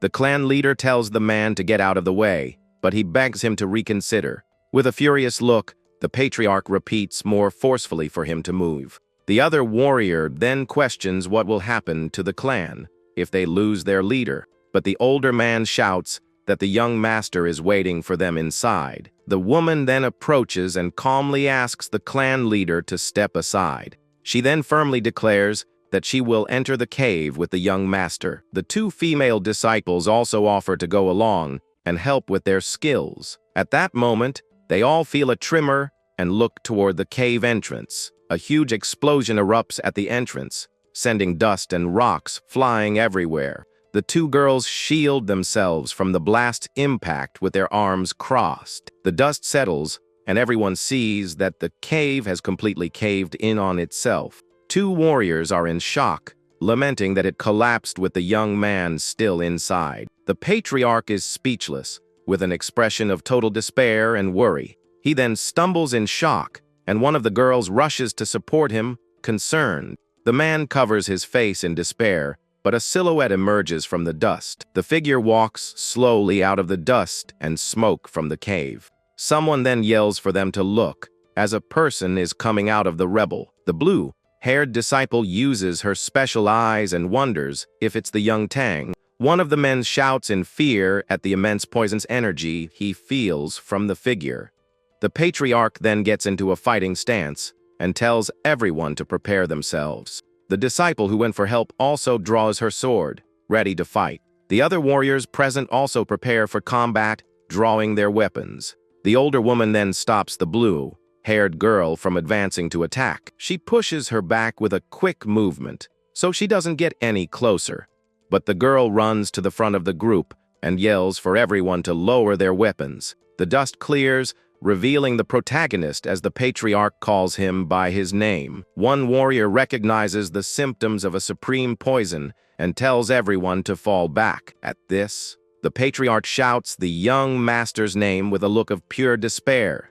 The protagonist then holds out his hand and asks with difficulty for no one to come closer. He then falls to his knees on the ground, pleading for everyone to stay far away. But suddenly, a hand touches his chest to try and help him up. It's the blue-haired disciple, supporting him and saying she is there to help. She then calls him by his name with an expression of shock and great concern. The girl holds him tightly as he seems about to pass out right there. With a faint smile, the young man opens his eyes, and the crowd chants his name all around. The narrator explains that the Venom Demon was a feared name throughout all of Sichuan, but a man in red announces to everyone that the nightmare of the past has returned. He says that from the shadows of the Tang clan, a young dragon has finally revealed itself. With a gesture, he then announces to everyone the name of the great hero, Tang Sawun. He now carries his grandfather's will to face the Venom Demon. In the crowd, two people comment on how he entered that inferno for common folk. A man then questions if it's really possible that the young man faced the villain. Another confirms the news, saying the young man is now between life and what comes next. The crowd then hails him as the #1 hero of Sichuan for his bravery. The scene changes to a quiet room with some vases on a wooden shelf. We see the blue-haired disciple wringing out a wet cloth beside the hero's bed. She places the cloth on his forehead and notes that his fever hasn't broken in 3 days. The girl wonders what kind of silver phoenix she is if she can't even help him. At that moment, she turns and sees that her master and patriarch Tang have arrived. The clan leader tells her to be at ease, as he doesn't want to disturb the one caring for him. He then says that he is the one who should be thanking her for taking care of the young man. The leader of the Ime sect thinks she could incorporate his technique into her arts. With that, she demonstrates a move with a golden energy to show her idea. The woman smiles, satisfied with the new technique she has just developed. The protagonist, now awake, thanks her and says this insight will be of great help. He then asks if it's all right for her to teach a secret to him, an outsider. The leader of the Ime sect says that all things in the world have their purpose. With that, she invites the young man to go with her to meet the famous divine doctor. That the protagonist is surprised and asks why the divine doctor would want to meet him. The woman then says that if he is willing, she will ask her master. The young disciple is surprised, as she wants the hero to be her disciple. The young man is flustered by the proposal, and everyone in the room awaits his answer. With a tear in his eye, he thinks he would gain a lot from this, but he hesitates. Because the Ime sect is a sacred sanctuary where men are forbidden from entering. The patriarch then asks about the young man's condition, and she says it hasn't improved. She blames herself for her lack of skill and for not being able to heal him yet.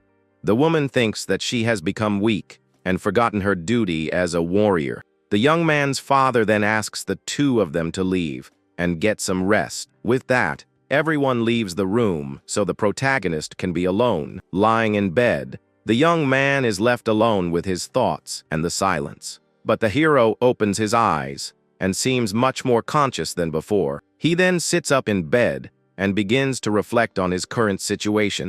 The warrior thinks he needs to pretend to be unwell, as he can't explain his power. He also feels he's receiving more care and help than he truly deserves. Then a memory takes him to a dark forest and a scene of despair. A man with a mustache smiles and asks his disciple how he feels now. The boy watches in shock as the disciple is captured and injured. The young man says he didn't want to do it, and that it was to save his brother, but his master, with gleaming eyes, tells him to stop talking nonsense. He then shows a vision of the demonic sword he created for his master, With a wicked smile, the man says that this is the power of the demonic weapon. The villain calls him a member of the blood cult, and the young man is horrified by this. With a dark expression, he grits his teeth with hatred and frustration from the past.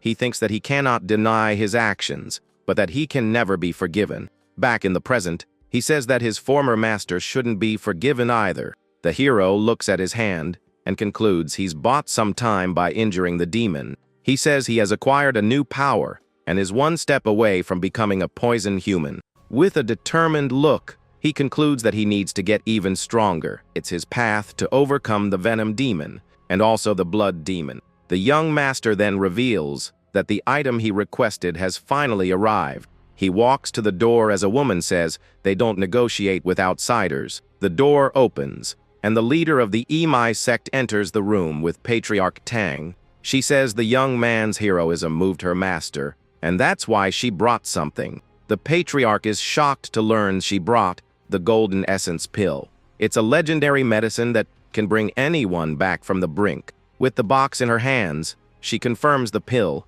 is for the young master Sichuan. The young man's father bows in gratitude and promises his clan will pay for it. But the woman says he is seeing her as a merchant taking advantage of a friend. With a smile, she explains that he has proven his worth and deserves the gift. The disciple then gives her thanks, as young Tang is the savior of them all. She opens the box, revealing a shining golden pill on a red cushion. The sect leader places the pill in the young man's mouth and tells him he needs to swallow. With her hand on his chest, she says to leave the energy circulation to her. The hero thinks this is the perfect chance to absorb the pill's energy. Suddenly, the woman is startled and cries out as she feels an unexpected reaction from him. Her golden energy is being drained, and she wonders if it's the calamity. A purple energy on the young man's chest reveals there's a monster inside him.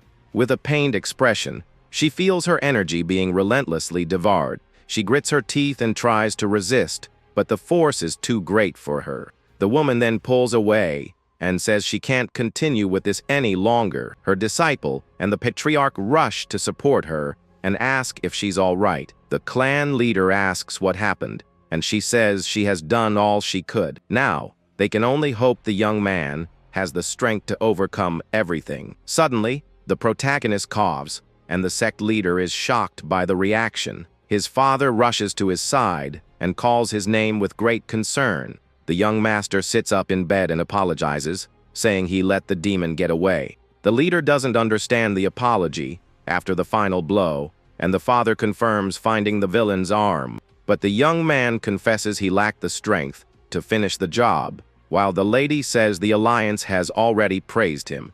With that, she tells him to change the subject and removes a hairpin, asking her disciple for help. The blue-haired girl is a bit confused by her master's sudden request. Then she quickly agrees and asks what the sect leader needs her to do. At that moment, the woman holds out her hairpin, which begins to glow with a strong energy. The hero recognizes that power immediately and is very surprised by what's about to happen. He realizes she's about to teach the secret cultivation technique of the Emi sect. Right there in front of him, the master begins to wave the hairpin in the air, creating a wave of golden, fluid energy around her. With swift movements, she demonstrates the soft wind sword, technique for the warrior to observe closely. We then see the woman's hand manipulating the small object with enormous skill and pure grace. Finally, she ends the demonstration of the great mystery of reflection, surrounded by a beautiful golden glow.